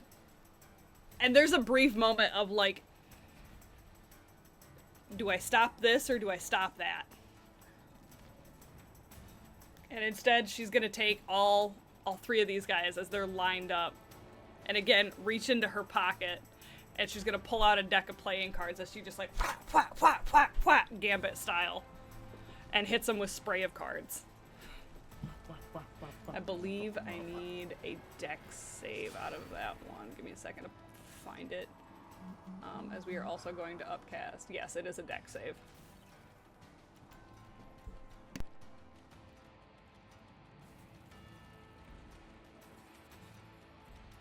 And this is on Glowy Eyed Boy, or is this multiple things?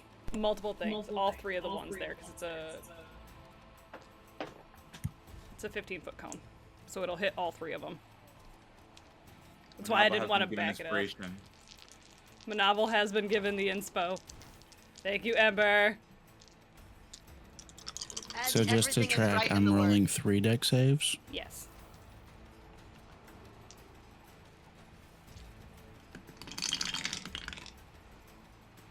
That's funny.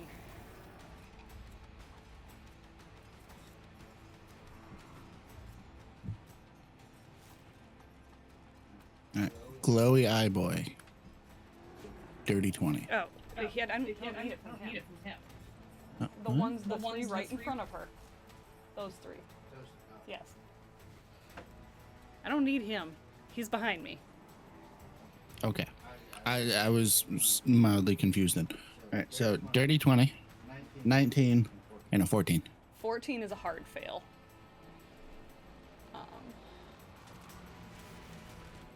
So the ones that save take half damage, so they are taking 16 force damage. But the one that fails takes 32 force damage and is blind. No, he's not. He's dead. Hooray. Ah, we'll take it.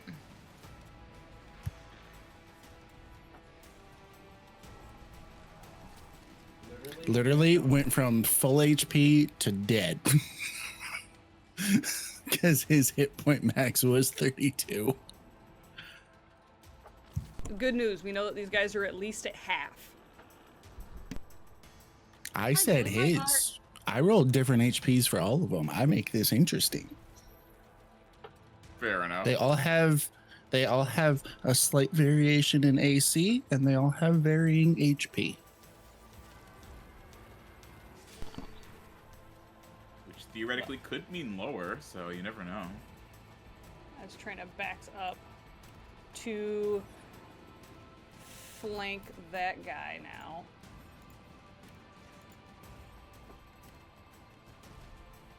Bonus action.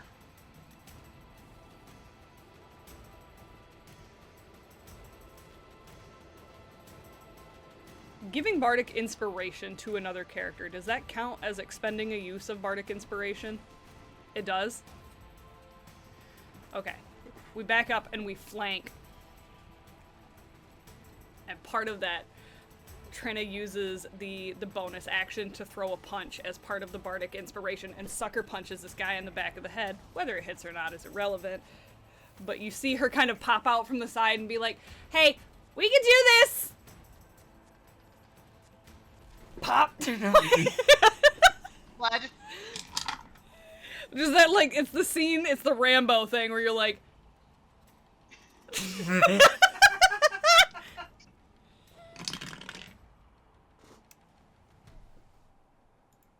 Does a 17 hit? 17 will just hit. Hooray! Oh yeah. It's not the best hit, but it is a hit.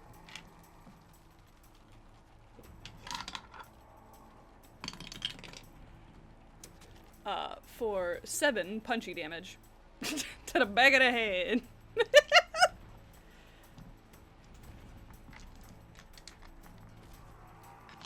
So you go to throw your punch. You make contact. And it's entirely unfazed. Like, you feel solid contact on your head, on your end.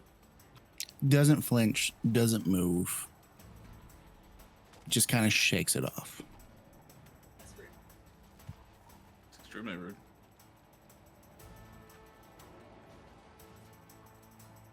I don't like you one bit. But that's my turn. Bitch. Gotta add that bitch. Airtime. Sassy trainer. All right, that brings us to the other two spectral beings then, which are just going to go ahead and move straight up to add additional flanking funds. One will attack Monoval right in front of it. The other one attacking Trina. You want to look at it? Oh no. No. Silvery barbs. Ah!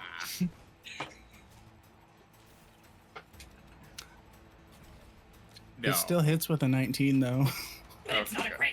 It's True, not a it's not a crit. crit. It's not a crit. For 8 more points of necrotic damage on the novel. And then for the one on Trina, I don't think that one hits 15. Yeah, I don't think so. Because you're what, 16 or something like that? 17. 17, yeah, I was close. All right. So that's their turns, which will bring us to the top of the round with Monoval. How you holding on there, bud? I have floss. And Odeon, you get my advantage from silver barbs. Hoorah. Suburbs. Okay. I don't feel so good. And I look at this lowy-eyed bastard and I go, you need to stop. And I would like a 19 wisdom save from him as I hold monster.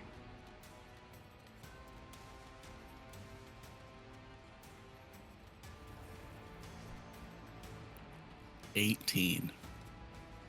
Thank God.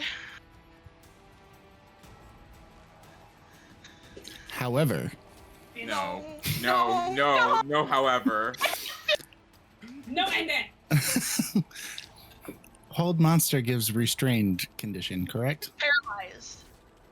Paralyzed? Paralyzed. Okay. He is immune to paralyzed condition. Ka. He's spectral. He's ghostly. What are you holding on to? My sense. Similar to how every time Odeon's attacked him and the arrow's just gone right through him, what is there to hold on to? Blood looking down, and I go, Trina, you did a good job accepting what inevitably is going to happen to me.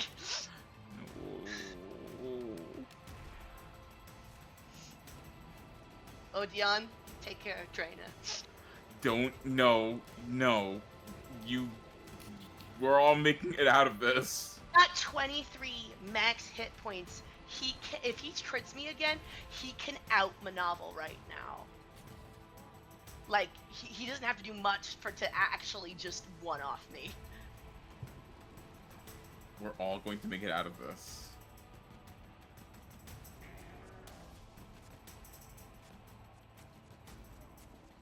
Anything else on your turn?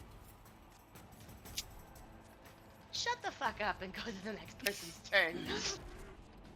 Odeon, you're up. You're over here critting me, getting rid of all my thing, and then you say, no, you can't have your fun spell. Like, yeah, honestly, it's like I'm playing with my fucking husband. This is feeling very familiar. Right, I may have maybe taken a couple pointers from our one shot last year for your birthday. Clearly. Okay, So because I have advantage from Trina, I could just do a sneak attack from here. I'm going to. Sorry, I got a cure wounds from the chat, which Thank doesn't you, help me much because my Oro. max is 23, but that means I can go back to 23 from 15. That's true. Someone roll me my clear wounds, please. I don't have it on my spell list. What is it? 48.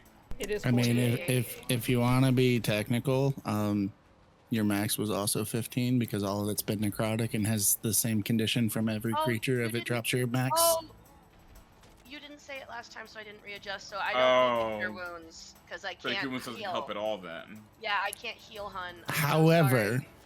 however, because it was chat redeemed, I will allow it. It will bring up my max HP. HP max. Yep. I was about to get all up in your shit. So bring it up 20, Monoval. Just for the sake of it, was 20? chat redeemed and letting them get to actually take part in the story with us. Yeah, so up to 35 It will still now. work. God. So That's what I thought.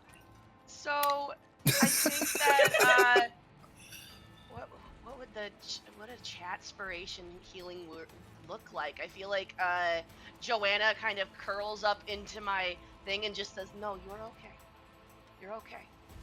And I start to feel a little bit better, so I go up to 35 max hit Yeah.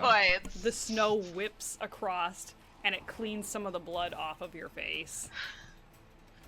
I'm feeling not much better, but better. Thank you so Thank much, you Oro, so we much, appreciate chat.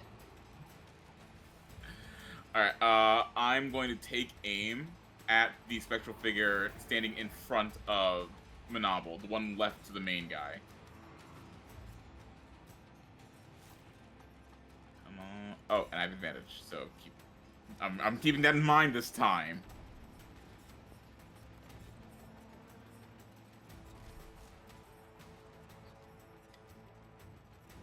Okay, 21.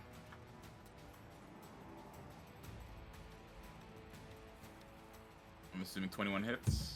Yes. That was the head bob. Oh, sorry. I'm looking at roll 20. Not roll 20, D&D Beyond. Gotcha. Oof, that was not great damage. 21 Oh. damage.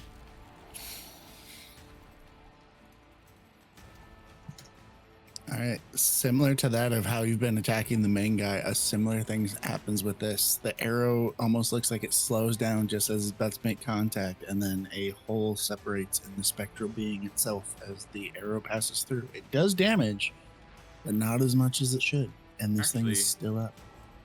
Can I activate my puncture ability to re-roll one of the ones I rolled? Ooh. Or does that not work for sneak attack damage? That would be on the original piercing damage for the puncture. Wait, I got a 1 on No. that one too anyway, actually. So Yeah. that doesn't So make a you, difference. he got a Yeah. yeah.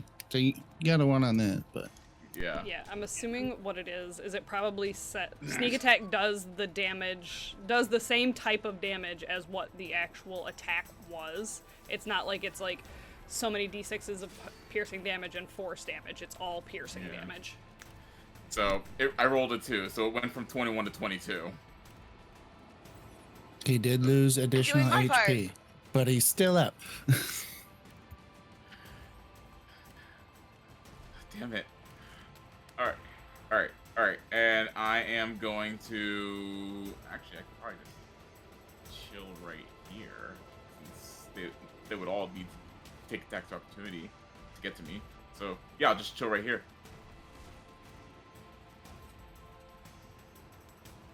That'll be my turn. I need to invest in like a magical bow or something. Shopping episode. Right. We have no money. We still have not gotten paid for anything. We're doing it for the love of the game. Okay, the love of game needs to fill up my attunement slot, please. All right. So with that, it becomes glowy-eyed spectral guy's turn. He is going to Oh. holler out in a hissing fashion. This is enough. Leave now. As he will swirl rapidly pulling up a tundra of snow, and I need all of you to make dexterity saving throws. Dex saving throw.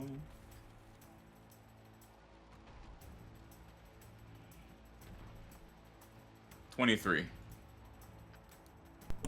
Rolled a 13 for a dirty 20. You do have a bardic inspiration.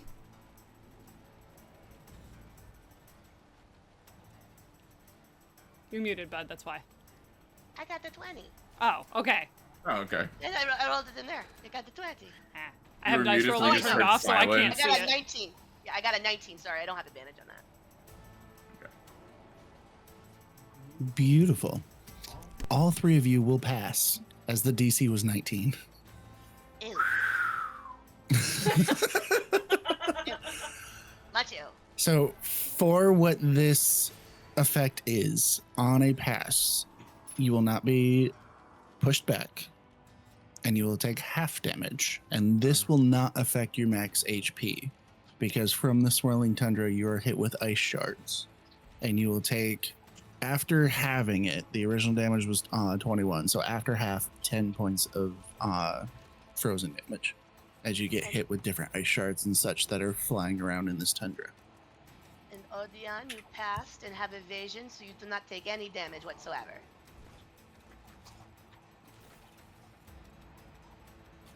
I have evasion. You should have Is it- evasion at level. Is we're it level is 9. it none or is it half of the No, half? it- So it Yeah, would you're give him correct. 5. I take no damage if I evasion, succeed. no damage on a pass. It's crazy that you know my character sheet better than I do. I literally started with rogues. Like in 5 point, when 5e came out, my first one was a warlock rogue, so I know rogues very well. This is the second rogue I've ever played. And as a frosty dragonborn, I take half damage from this anyways. So you only take 5 damage then. All right, that will be his turn though, which will bring us to Trina. Monoval be looking mad rough. Not as rough as he was, but still looking not so great, right? And Trina's gonna sidestep. 35. It's gonna sidestep, still staying within range of the other guy here. Doot-doot-doot. I know what I'm drawing now. Hooray. That guy. Where are you at? I would like to turn you, please. Where is the turn button? There it is. Whee! Turn the beat around. As she avoids hitting Monoval with the reposition. And you watch as she pulls, like, the little spectral cards get pulled from the snowbank that they were in, and they just get whipped over again. So I need dex saves from the specters and the glowy boy.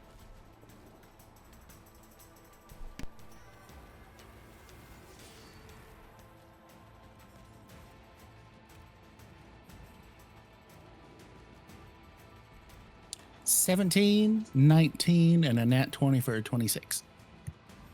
They all pass. Which one did the big guy roll?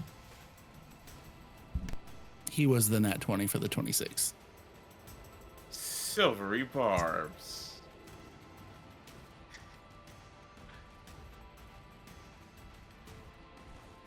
$16 for a 22. Damn it all. It's advantage though Huh? from silvery barbs. Oh, yes. Which I will give that to you, Monopoly. Okay. Um, Rolled 33 for that force damage, cut in half, rounded. So they are all gonna take 17 damage. As you just watch these, like, various playing cards just like as they just get pelted like little hailstones in the snow.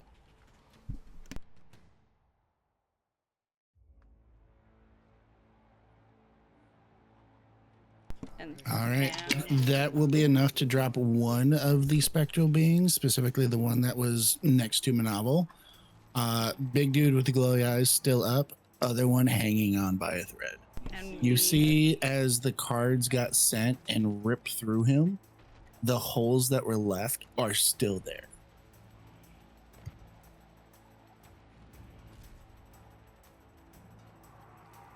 Interesting. Give me a second then to reevaluate what I was gonna do, because I want to make sure.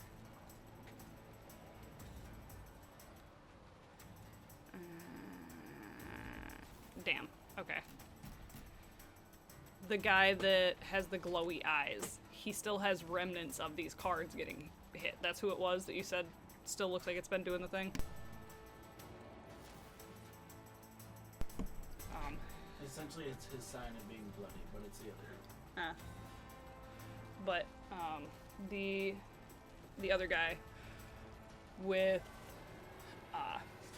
she goes and throws these other cards and whatnot, and she takes a nice little like sidestep and kicks the guy that is hanging on by a little bit of a thread as she throws out another bardic inspiration. And she throws this one over to Odeon. And she's like, I really, really want to be done with this. Pop! As do I. We'll make it happen. We'll make it happen. Fine. Let me see what I got here. My unarmed strike is a +3, so it's a 17 to hit.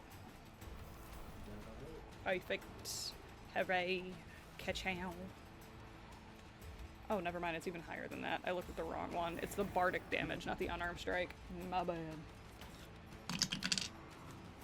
Ooh. For 7 punchy damage.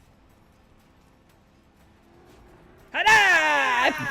That will be enough to take that one out. I kicked it in the chest to death. But it's already dead. It's fine. Which that actually will force us to the top of the round for Monoval because there's no other spectral beings that were summoned to go at the bottom of the round. I do not like where I am. I don't like how I feel. I don't like where you are. And I would like to lie down. But I am right next to you. That is very sad. I need a intelligence saving throw, please.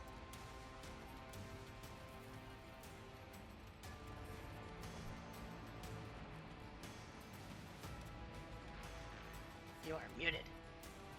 So you fail because you can't use technology. Dirty 20. I think my will applies. Wait a minute. No What's effect. that? What is that No, I hear no. on the whispers? They sound silver. No, don't No? bars this. It's a Okay. cantrip. It's a cantrip. Oh, I have no more packs. okay. This Fine. is literally, it's Mind Spike. It's literally, like, it would be a DC, off his next saving DC, but I have no pack slots left, and I don't want to disadvantage hit him, so I wouldn't. Okay. I No appreciate silver. you. No silvery I- wins. No, it's okay. He gets to tell all his friends that he literally shut me down again. Gets to brag to all his dungeon master friends talking about how, oh, my sibling didn't get to do fucking shit, and what, mind you, they're level 9 and have 35 nets HP. He gets to do that, so I'm so happy for him.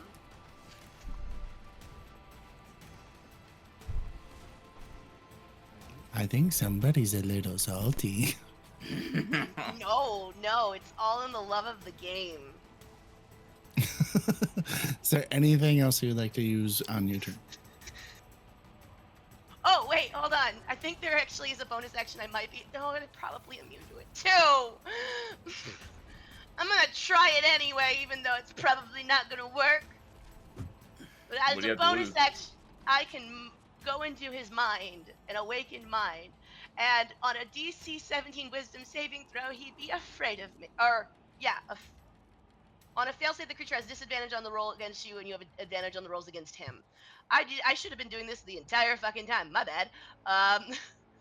So It doesn't say anything about fear condition. It's just disadvantage. So DC Wisdom saving throw. I should have done this in the beginning of the fight. Whoops. Yay for knowing my character. Shut the fuck up. I hate you. I'm done. I'm done. No. This is good. I rolled a hate 2 for a 4. Fucking thank God. He has disadvantage on me. Yeah, like my tentacles flare out, and I go in his mind and go, shut up. But like, I imagine that he goes into his mind, and for some reason my brain just thinks that he's going. I'm super annoying. Monoval goes from looking like this like relatively attractive old man to all of a sudden going. And I'm doing the creepy fingers. It's like one of those little metal head scratchy things that you either love or you hate. Like, I love those. I hate them. I hate them so much. I know you do. I know you do. I've actually never used it, so I don't know if I love it or hate it. I kind of just want to know it's if it would be stuck able to in your get hair. through your hair. Like, I can confirm they will. I did it to one of my friends back in high school who also had a large, thick, luscious, glorious afro such as yours. Noted. I will not try it. There was then. a lot of adjectives added to that. It's beautiful, damn it. Get over it. Anyways, so that will bring us to Odeon then, yes? Okay, so I'm literally just remembering something that we probably could have been using before. So you know how That we seems have to be the theme of this round. Yeah. So you know how we've been like sharing access to spells, things to the fairy bread, but we also have access to 2 spells that it's in none of our repertoires. That being That Circle we've of That- never Death used. Circle of That Death had and been happening in the Sunbeam. past. Yep, that had been happening in the past. Mm. And did you guys do Fairy Toast on the way up here this morning? I don't remember if you Didn't did do or well, not. that. since we Fairy didn't, toast. since we didn't do Well- a long rest, yeah, we did one I mean, before we though- left the town. If we've never used those spells, we should still have them, right? Or no? So those spells specifically, the extra ones, those were from that stint of Fairy Toast. So every time that has gone away after the end of the day, those ones have gone Okay. away. Never However, mind then. give me a quick moment because I forgot about you guys doing Fairy Toast. I need to roll on my table. Hold on. Because I remember he gave us access Please to like be Sunbeam and fuck Circle this of Death. ghost in particular. I would love that spell. I was about to Sunbeam the crap out of him. Oh god, that would have been the radiant damage. Yeah. Just God, they fuck away. Kamehameha!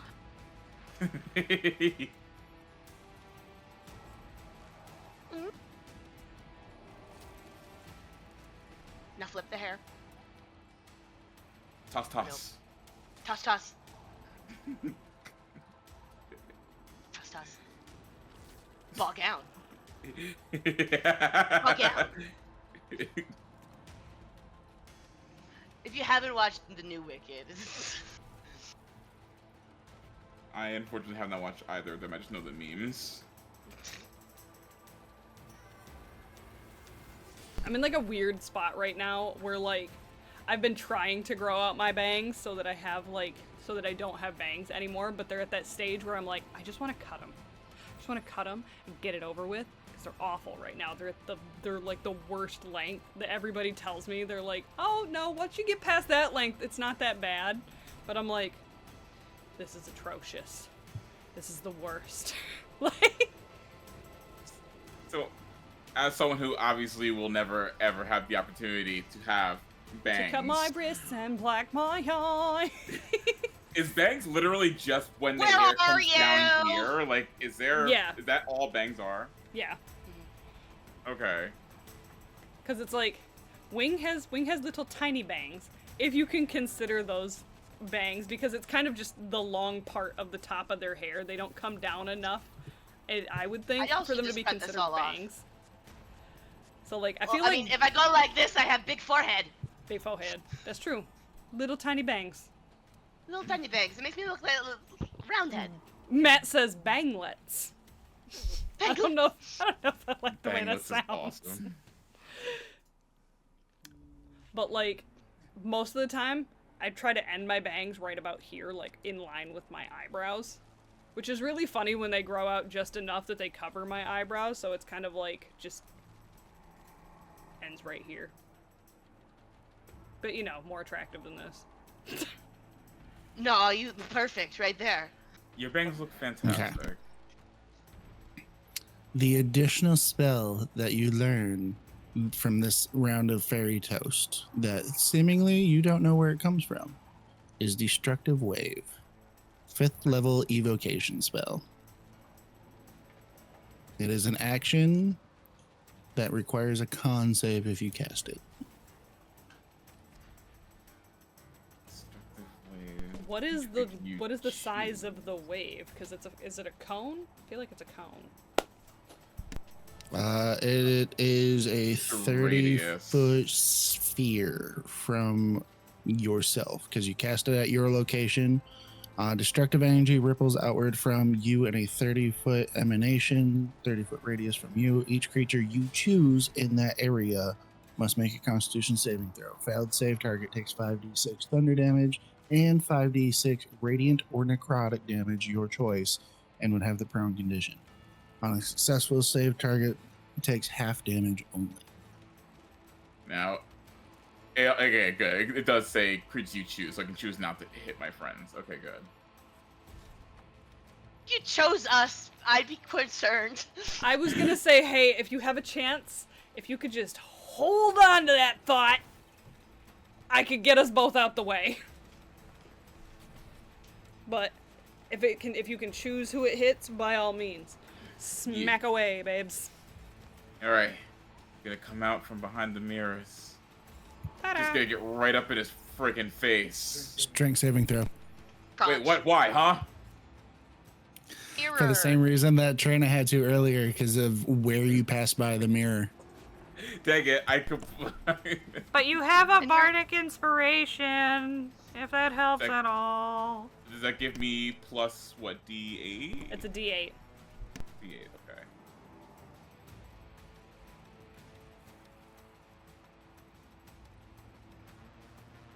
If I remember right from when I did it, 16 meets beats. 13. Did you roll your D8? I did indeed. Ah. Oh.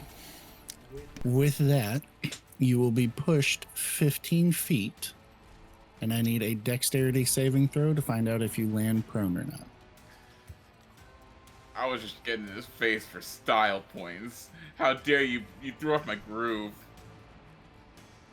That's a 14 on dex save. 14 will keep you on your feet. Alright, and where am I thrown now? Oh, okay, you already moved me. Alright, you know what? I'm still within range. I just wanted to do it for style. You know what? It's okay. I still look cool doing this. No, I don't. And I'm using Destructive Wave.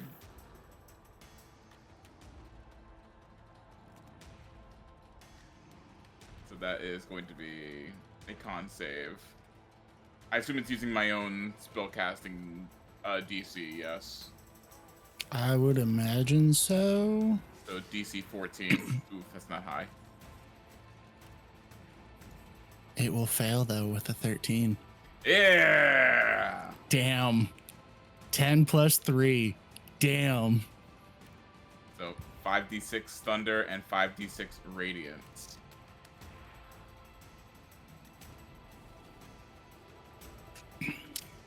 So, Odeon, how would you like to do this? Show it off. He has 11 HP left. Unless Okay, you roll cool. all ones, he's dead. Yeah, okay, awesome, good. Die. So, as I said, he runs out from the mirrors, gets into his face, and it's immediately pushed back 15 feet. He's like, you know what? I was trying to be cool, but fuck you. And you see a wave of energy fly out from his hand towards this thing, and you watch as it like kind of like Dragon Ball Z style just disintegrates into a beam of light. I didn't know you can do that. I didn't know I could do that either. Like, they're just kind of standing in like a radiated shadow on the ground. I'm assuming. That's how it looks in my brain. And they're both just standing on either side of the shadow, looking at each other, and then they just look back at Odeon and goes, "That would have been so handy in the beginning." Mm-hmm. Agreed. Did we all just panic and forget how to do? I think I focused too much on the mirrors. I think yeah, you know what? And she kind of like, looking at Monoval. Fuck you! Sorry. Not you. Them. And points over at the mirror. Like, He talked to me. He said, "Find my brother and you will see the secrets I keep." The mirror's So brother? I'm assuming we're looking for a vanity. I don't know why in my brain, but vanity screams girl. Okay. Well, what Do we have like a gym boy locker mirror? be? Is that like A gym locker mirror. It's obviously a gym locker mirror. gym locker mirror? Like a... It's like like a a Bud Light can that's reflective. Oh my gosh. You know, it's probably the panels at the boy aquarium. Mm,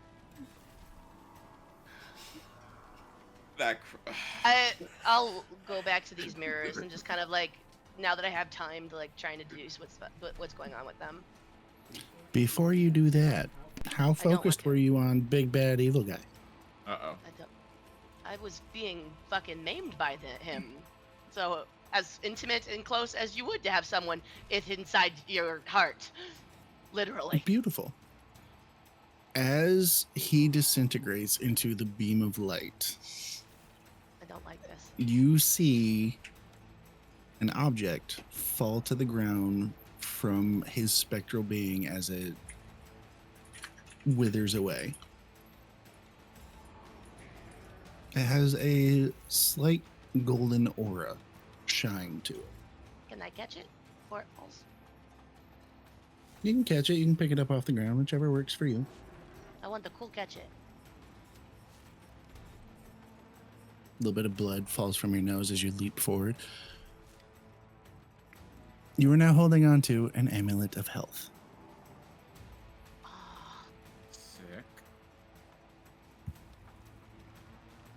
Well, this is going to be nifty for one of us. If nobody knows what it is, Trina can cast Identify on it. I also can cast Identify on I love that for us. Look at us go. I can look at it really closely. it. It's a necklace! Everybody else is I don't like, "Oh yeah, I know what this is," and Odion's like, "Mm-hmm."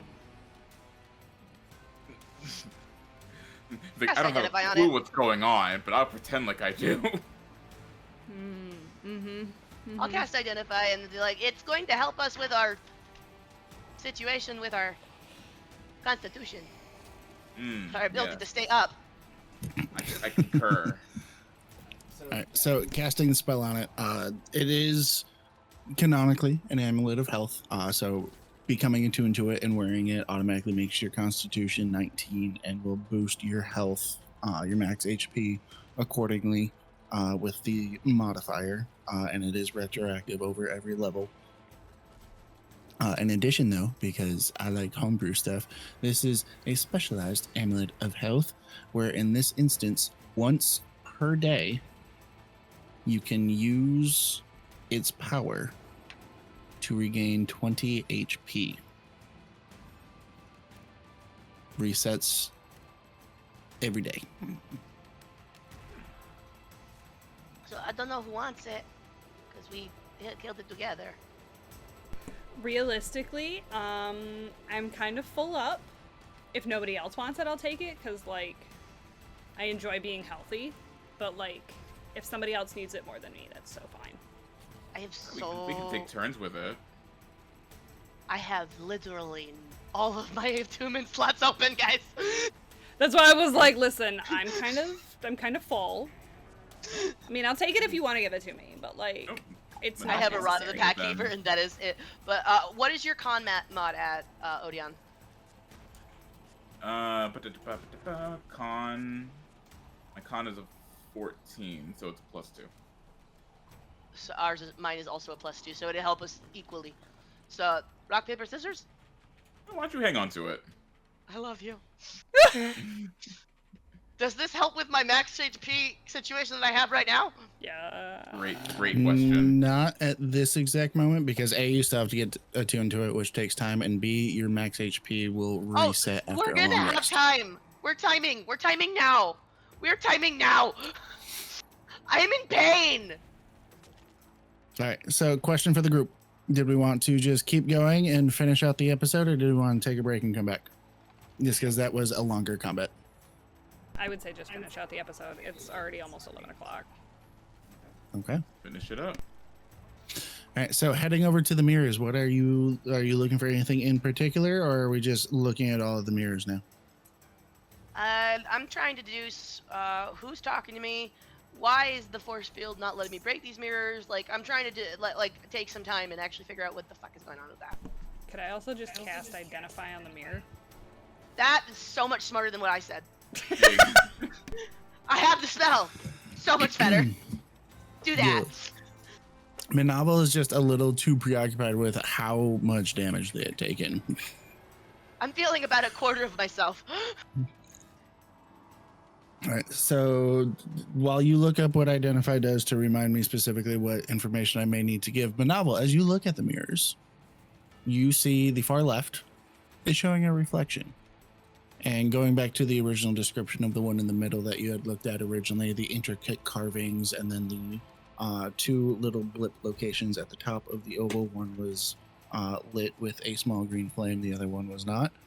This one on the far left only has one of those blip carvings, which is currently also alight with the same little green flame in it, and it is showing you a reflection in the mirror. As you look into the mirror, you see scenes from your crash, the original one that brought you here to the material plane. You see different scenes kind of like flashing through, almost as if it's like a hyperlapse of events. You see the crash. You see yourself laying there on the ground outside of the ship. You see the tadpoles being taken by mysterious shadow figures. Yes. As I'm doing this, Trina, you see my hand kind of trying to grab yours. It's just, yeah, okay. Like, And I start squeezing. I start squeezing. You see that you've seen this before where I go into I phase out almost, and like I'm not there. This is very similar to when I sat in the chair and they were talking to me, and I'm grabbing for anyone to hold me back because I'm seeing things that I don't want to remember. there's knowing that she can't really do much while we're attempting to ritually cast Identify while this is going on. She takes 2 little seconds to try to get in here while Monoval's looking at that as she casts Prestidigitation for that quick little like smell vibe. As It's like Monoval, Ren's, it's that like bubblegum fluoride. and you can see the squeezing lessens just a little bit, but I think he's still trying to maintain some sort of physical contact just to remind him that where he is. Yeah, she's working on doing this. She's very focused on getting that done. She's popped one of those off. She feels the hand lessen. And in Monoval's mind goes, whatever it is, it's not real. I'm real. Odion's real. That's not. She squeezes your hand back and she's like, we got this. It's gonna be fine. I'm watching one of the most traumatic moments of Monoval's illithid life. Continue. All right. So you see a shadowy figure, not in terms of like shadow, like made of shadow, but just you can't see who the person is. Take the tadpoles from the ship, from the crash, and then it flashes to another scene. You see that same figure handing it to more people, and then the scenes follow the tadpoles as you see it trade hands between more and more people. Odion. Where Write down what I'm saying. Shadow figure passes tadpoles, and then I describe the first person, and I start saying it so fast, going through everyone, trying to get a range of where these tadpoles are. This is the little thing. Odion, please write all this down. Okay. Shadow figure, fastest tadpole, and keep going. Right, and then the very last image you see is it's again, it's the hyperlapse traveling through, but you see the sign for a town, Gramsby, Gramsby. Write down Gramsby. and you see an individual carrying the tadpole in a concealed case walk into a cottage and into a cellar and put it onto a shelf and then hide it with other things around it before the images fade away. Was there anything about this person holding this tadpole that stood out to me? Hair color, tattoos, a ring, anything along those lines that could have been identifiable? The Or was person, no. The house, yes. So the cottage house itself had a marking on the door frame. There's a marking on the One door that frame. you don't recognize what the marking itself may be, but you recognize the symbol. I send the symbol directly into you- Odion's mind. you'll remember the symbol itself. It's it looks almost as if somebody had drawn some sort of combination of runes on top of each other, but it's a straight line down the middle, a diamond shape coming from the top of that line to about halfway through, and then 4 different lines coming out at angles from the bottom of the diamond, making it like 5 hash marks coming out of the bottom of the diamond. This sounds. I will. It'll go up in campaign art later. I wrote notes of it, but I don't have an actual image for it because I couldn't find one that worked the way that I wanted it to look. So I'll have it up eventually. But yeah, and then as you called out Gramsby and told Odion to write it down, Trina, that triggers with you. You know of this town. You know that it's northwest of Shard. And Monoval, you recognize the name, and you know that it's south of the Spotless Thorn Grove to the west.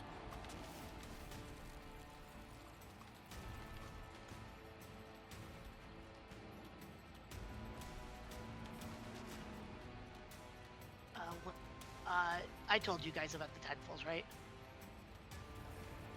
Beautiful. One of the tadpoles is there. I watched him trade hands. Is it both the tadpoles or just one of the tadpoles? Just to be clear. So originally you saw 3 tadpoles get taken, but it pinpointed the location of one. One of them. Okay. Do you want us to go to Grimsby and what do you That want to do will with be on. That's going to be on. We definitely need to go get that tadpole. Well, yes, but like, what do we do after we get it? Hopefully, another mirror tells me where to get the next one. Okay. But I don't know. Does it feel like we've done what we needed to do on the peak? Like, was this it? Is the psionics still going really hard for me? Like, what am I feeling? So you're feeling linked, I guess would be a decent way to describe it. You still feel the tether to this area, but now you feel that additional tether to that town that you had seen in the reflection. So it feels like it's all linked together. But if we were in a video game, would I have gotten quest achieved and XP, or would it be unmarked still? It would be you got the next quest step to continue along the story. God, I think Do I we would need to like keep going up the mountain? we're at the summit. There's no more mountain. Not with that attitude. I don't even know what that means. We're like, Oh, so there's no like mountain of illithid penises? I don't think there is a mountain of Elithic penises. There's no cockwalk anymore. Understood. Okay. No, I think that it brought me here to guide me to the Elithids. Oh, is the cloud still above us? Ooh. So the cloud, just to reiterate from earlier, because a lot has happened. When you got to the peak, is when you noticed the cloud wasn't actually covering this area itself, anyways. If it was before, it no longer is now. You still see that cloud formation, the deep blues, the deep purples, and the lightning flashing through it, but never striking the ground. It's actually farther out away from the mountain peak, and it's over top of a wooded valley in between two mountain peaks within the Does mountain it range happen itself. to be in the Glasbury area? Gramsby, no, because like looking to where the clouds are, they're further north and northeast and whatnot from where you are, whereas Gramsby is west. So, do I feel pulled towards the clouds still, or no?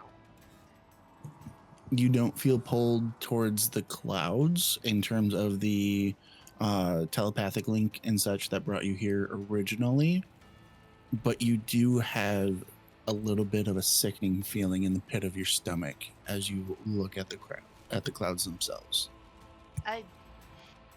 Something tells me we still have to check that out, because that's just not normal. Okay. That's fair. What I saw was the tadpole is hidden away in the cottage, and if it's hidden away in the cottage in a jar, it's not going into anyone's eyeballs, and that's a good thing. So I think we have time. Okay. So I need to take a rest though. I'm not feeling well. I'm also gonna wanna sleep, but like, give me one more second with this thing as she continues to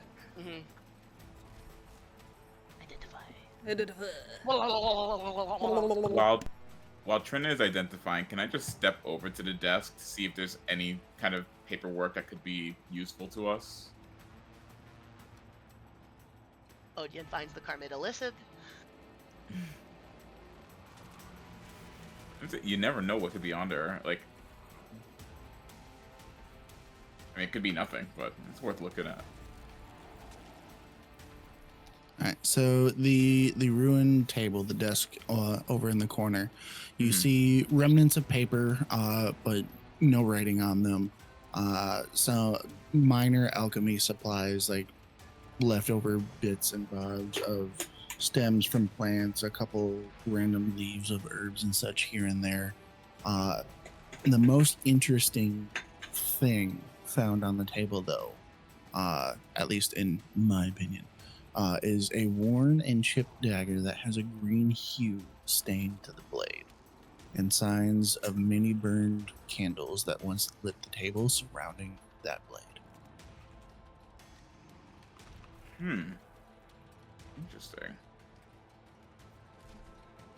The green hue is it like glowing, or is it just like a green blade? No, it's like, so it's like your standard iron steel, like gray blade, like normal metal blade, and then there's a green hue stain. So it's not glowing, it's just stained green. Oh, okay. Whether that be from it mixing with different herbs and whatnot and taking on their stain of color, or if it's from something else, just looking at it, you can't tell, but it has a green stain to the metal.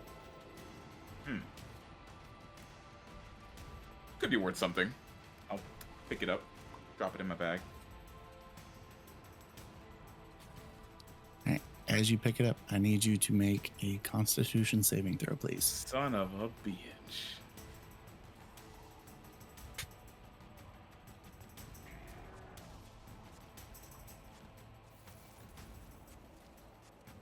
Well. All right.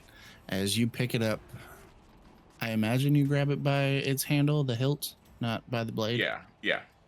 All right. So as you pick it up by the hilt, You almost feel as though it grabs you back. You feel thorns pierce into your hand as vines come out of its guard and start to wrap around your hand. You'll take 5 points of necrotic damage as it attaches to you and force attunes itself to you. Yeah, motherfucker. This is a homebrew item that I have created. It is the Dagger of Thorns and Poison. So using this weapon, it acts as a normal dagger, but once per long rest, you can use its poison ability, where it will do an additional 1d6 slashing damage, and then force a Constitution saving throw on your target, where on a failed save, they will take a d8 of necrotic damage and have the poison condition, if they are not immune to poison. So does that mean I'm technically poisoned right now? You, in this instance, are not. Okay. Because this was it attuning to you. Is this This is a not magic you item? attacking something else. It is a magic item. So it would be like a +1, or is it just a base? It's base because it has extra abilities.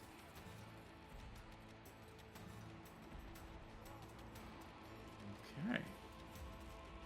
Well, that was mildly unpleasant. Still keep you around.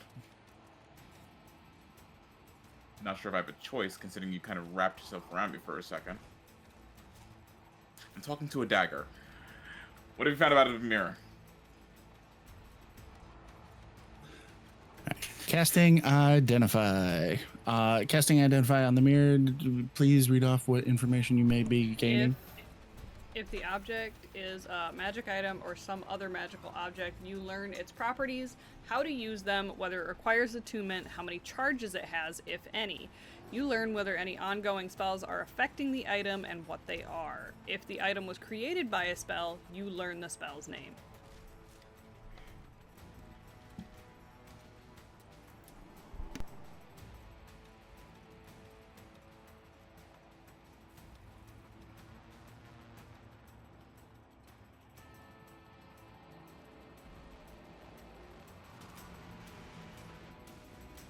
All right. So you learn item, you learn spell. Item, spell, any effects that it has going on it. Let me pull it back up. Any magical properties, how to use the properties, if it requires attunement, how many charges it has, if there is an ongoing spell affecting it, what it is, and if it was created by a spell, what it is. Got it. Okay. So this, the mirrors, you please. Echo. I was more focused on my goldfish. I know. Fuck off. Anyways, so these mirrors, as you cast Identify, are not themselves made from anyone's spell, magic, or effects or anything, but rather they are made by time themselves. As you cast Identify and you are seeping into what created these things and how they are here, you get the sense that they were created by higher powers and the prophecy of time itself. You know that they arrived or appeared, what may have you, within the same time frame that you're familiar with of Monoval's arrival. But seemingly they just appeared. And they hold within them the stories and secrets, the first of which has been shared. Do you at all look into the mirrors? Admittedly, yes. Now realizing, like, what Monoval saw, he wasn't prepared for.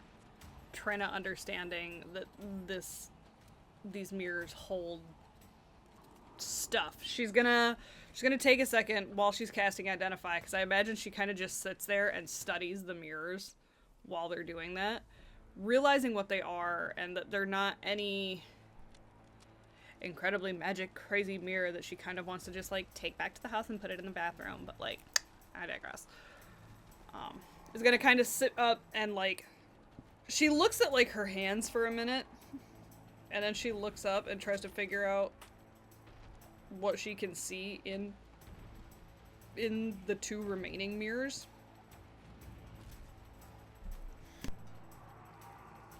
Does she look at the first one at all?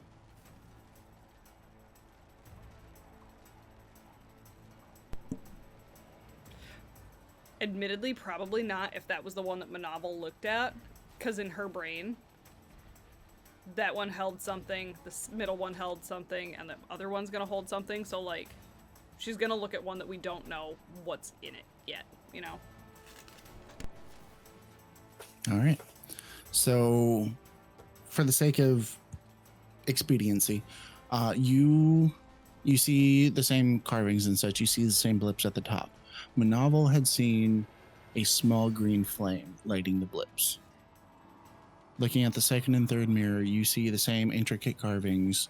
The second mirror in the middle has the 2 blips at the top. The third mirror on the right has 3 blips. Both alight for you as you look at them, with a small red flame. The middle mirror has smoky swirling mass within it, and as you stare into the mirror, you see its message for you. Resonate with my sister, and you will find your path.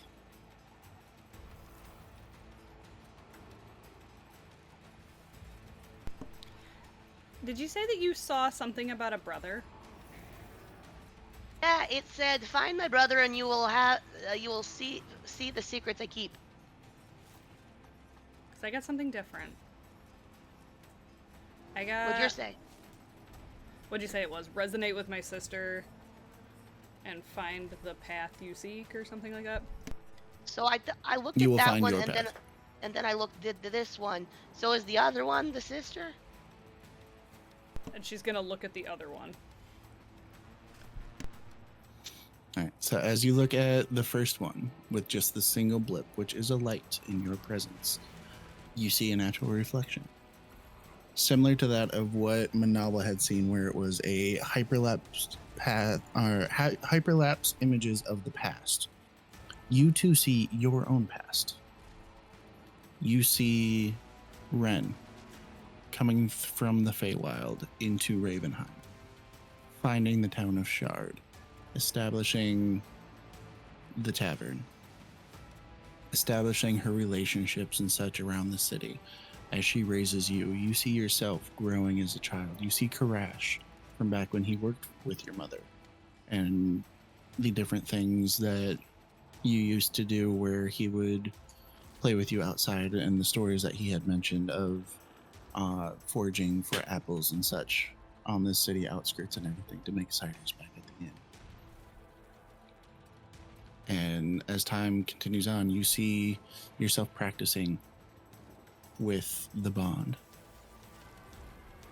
And then as you see the bond, you see a second instrument. You see a dulcet. It gets traded and taken off. The scenes follow this instrument further and further away from Shard. The last image ends in a marketplace, where it is sitting in a glass case with a note on it saying "Not for sale" in the town of Portsmouth.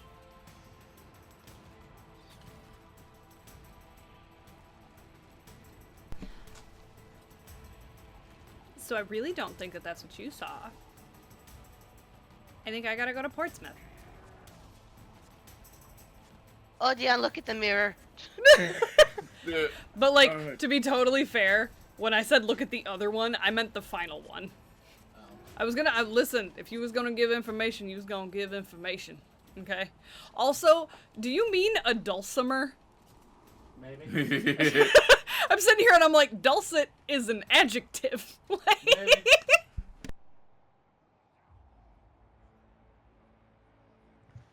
Dude, I suppose I can. Alright, That one from we'll memory. we'll look at the third one after this. Let Odeon look at his past. Well, thing. The third one's quick and easy. The Oh, third okay. one's just a smoky, swirling mass. It doesn't do anything. You have the one blip lit up top with 2 empty ones, and that's it. Bitch. Alright. Odeon, look at your thingy thing. Hopefully yours isn't traumatic, but like, here's my hand if you need it. Oh, I love the fact that we get to learn anything about Odeon. Right? Oh well. I mean, like, realistically, sure. we're probably not going to actually be able to, like, see anything in the mirror, so whatever he tells us, he's going to tell us. Like... I suppose I could give it Oh, a but gander. M gets to find out something about Odeon. So at this point, for the sake of expediency, because 2 other people have looked at him, gotten messages and such, and then looked at the first one and is just like, oh, hey, look, here's a thing. Are we just going to skip to that part for you? Sure, absolutely we can. All right. Okay. So for the sake of flavor and notating that these are different stories for everybody, as the mirrors hold different memories of different people's stuff. Monoval had seen the small green flame. Trina had seen the small orange flame. I said, either orange or red. Yeah, one of the 2. You see a small blue flame that is lighting the blip on the first mirror. And as you stare into the mirror, you see your past as well. You see your raising and upbringing and the events that came to pass, bringing you to where you are now. And what hones in on yours is that you see a pair of gloves. They are fingerless gloves. You see them get traded from person to person. Each person puts them on. You see the gloves themselves change how they look each time a new wearer puts them on. They go from being solid black leather with extra padding on the knuckles to light cotton gray fibers that just keep somebody's hands warm to classic leather but with a secret little pouch on the inside of the thumb joint. You see them get traded from person to person, ending also on a market stall, funny enough. This one with a sale price. One that nobody will pay. 10,000 platinum. In the town of Maresby.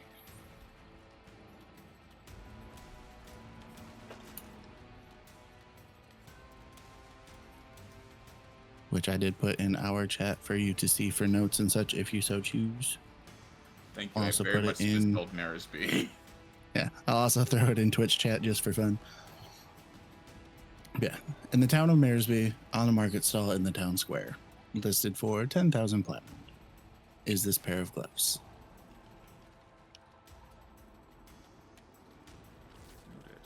As you see the gloves on the table, you have a distinct memory from your parents.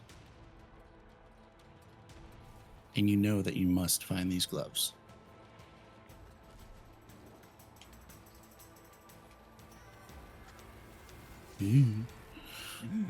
We have Odeon to blame on this side of things because he didn't give me a full in-depth backstory of what to build into. But he's a rogue.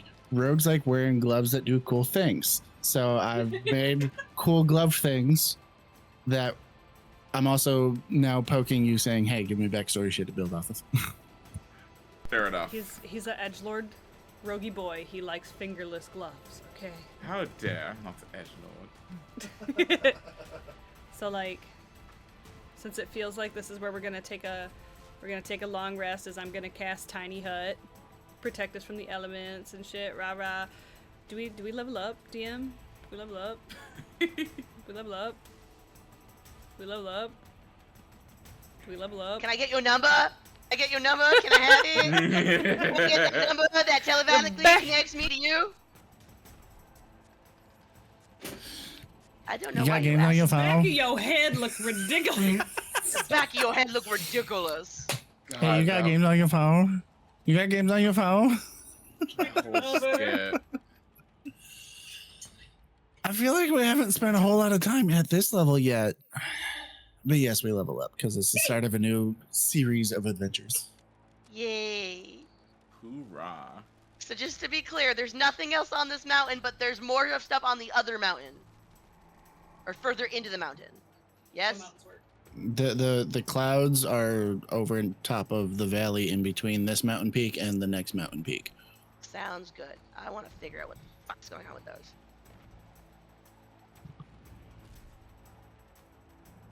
Alrighty. Well, this was fun. You can come and hang out in the Discord. We're gonna watch a couple episodes of Has Been Hotel. I'm thoroughly enjoying this Great series, show. by the way. Great I've never show. seen it, so like it's been. Listen, I've avoided spoilers so much. My little brother absolutely loves this, and he wants to talk about it with me all the time. And I'm like, I haven't watched it yet. I haven't watched it yet. Now Let me know when you guys get to season 2 because I haven't watched season 2 yet. we are in season 2. We're 2 episodes into season 2. So Oh, you're already ahead of me. yeah. But I've had Poison stuck in my head ever since I heard it, and I'm like, that is such a good song. Ugh. I probably sang Loser Baby for like a full week Yo. after. Okay, thank you, David. Though, as soon as I realized Oh my who god, he was, that I was like, voice. I'm so happy that you got this man. Because that man's, like, his voice just reverberates in your entire soul. You're like, thank and you. was smooth and buttery. Thank you for this gift. Alright, I'm gonna go ahead, throw up the Discord while we figure out who we want to raid. If anybody has suggestions, I am here for them. Rel's still alive. Oh, he is? Let me double check Yeah. and make sure he's actually still live. Ah, mute. How long has he been live? 3 hours. Oh yeah, he'll still be going for a little bit. We'll raid the boy. Alright. Let's go ahead, pop in. We're gonna go say hi to everybody's favorite pickle crayon. Alright? Pickle crayon? Pickle. Okay, because his logo, it's a green crayon. But it looks like a pickle. It does look like a pickle. I always It thought looks was like a pickle. Nope, it's crayon. Alright, guys. Thank you so much for hanging out with us for this. Come and hang out in the Discord. We watch some more Has Been, and we will see you all on the next one. Maybe potentially on Tuesday. Who knows? I haven't worked out all the plans yet. But we'll see you later.